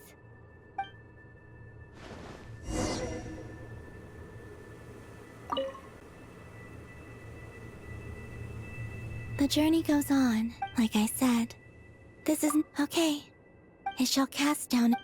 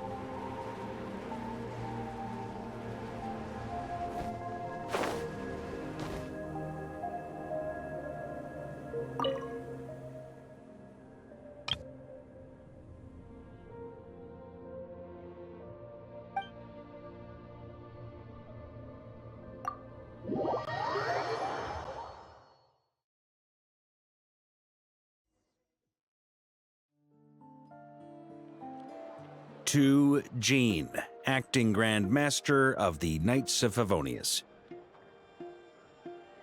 Ugh, this preamble is such a pain to write. It's probably high time we got rid of this acting business. I trust that Dern has updated you all on recent events. Hope we didn't worry you too much. The good news is, we managed to come together and put a stop to the Doctor's evil schemes. With that, I think it's safe to say that Krai is finally out of the woods. As for the Fatui, not counting the Damselette, aka the Moon Goddess, who has left their organization, we found ourselves allied in this instance with both the Knave and Marionette. May she rest in peace. As ever, we find ourselves better off for making friends rather than enemies. But until we can ascertain the Tsaritsa's true intentions, the future remains uncertain. In a short while... Wait. How am I meant to surprise everyone if I tell them in a letter that I'm heading home? Well, that would be a huge waste. Okay, got it. I will begin sending the expeditionary team back home in waves. I'm sure they'll be able to answer any questions you still have. I hope they won't gloss over the details of my many heroic deeds. But if they do, I'm sure it'll be because they're just too exhausted from the long journey. I think of Mondstadt daily. Please give everyone my best regards. P.S. The honorary knight went above and beyond this time. Are there any other honors we can give him? I'll leave it with you. P.P.S. Please be extra nice to Klee for the foreseeable future. I cashed in on the last favor that the Hexen Circle owed us, so we need to earn some more goodwill. If there's any serious problems, feel free to stick me in solitary confinement when I get back. I'll do the time for her. Whew. And that, as they say, is all she wrote. End of an era. And with the moon shining down brighter than ever, I think everyone is going to sleep well tonight.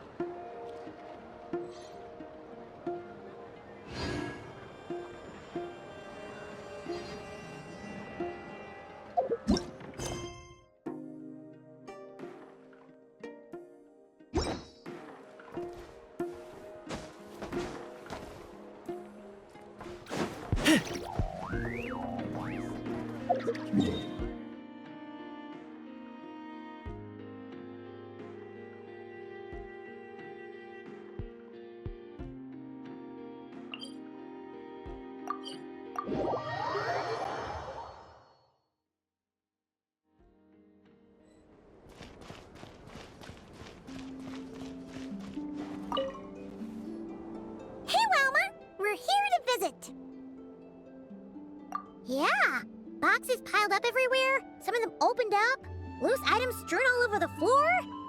Huh, isn't this supposed to be a library? Look, Rama's over there talking to a weasel thief. What are they plotting this time? Let's go see. Be that as it may, we don't have any urgent excavation work for you at the moment, so please, stop digging holes all over the place, all right? That's a good child. Here, this Mora is for you. That's the weasel thief from last time, right? What was Llama saying? Have they found another relic? Hello there, traveler, Paimon. Welcome to the library. Is there anything I can help you with? No. I was just giving the little one a bit of a stern warning. It's been getting a little overexcited lately, and it's starting to bother the community. Its passion for treasure hunting has only grown since we retrieved the lunar semblance. It comes to me all the time, asking when the next treasure hunt will be. I keep repeating that we now have more than enough documents and relics in our library to occupy our research. But alas,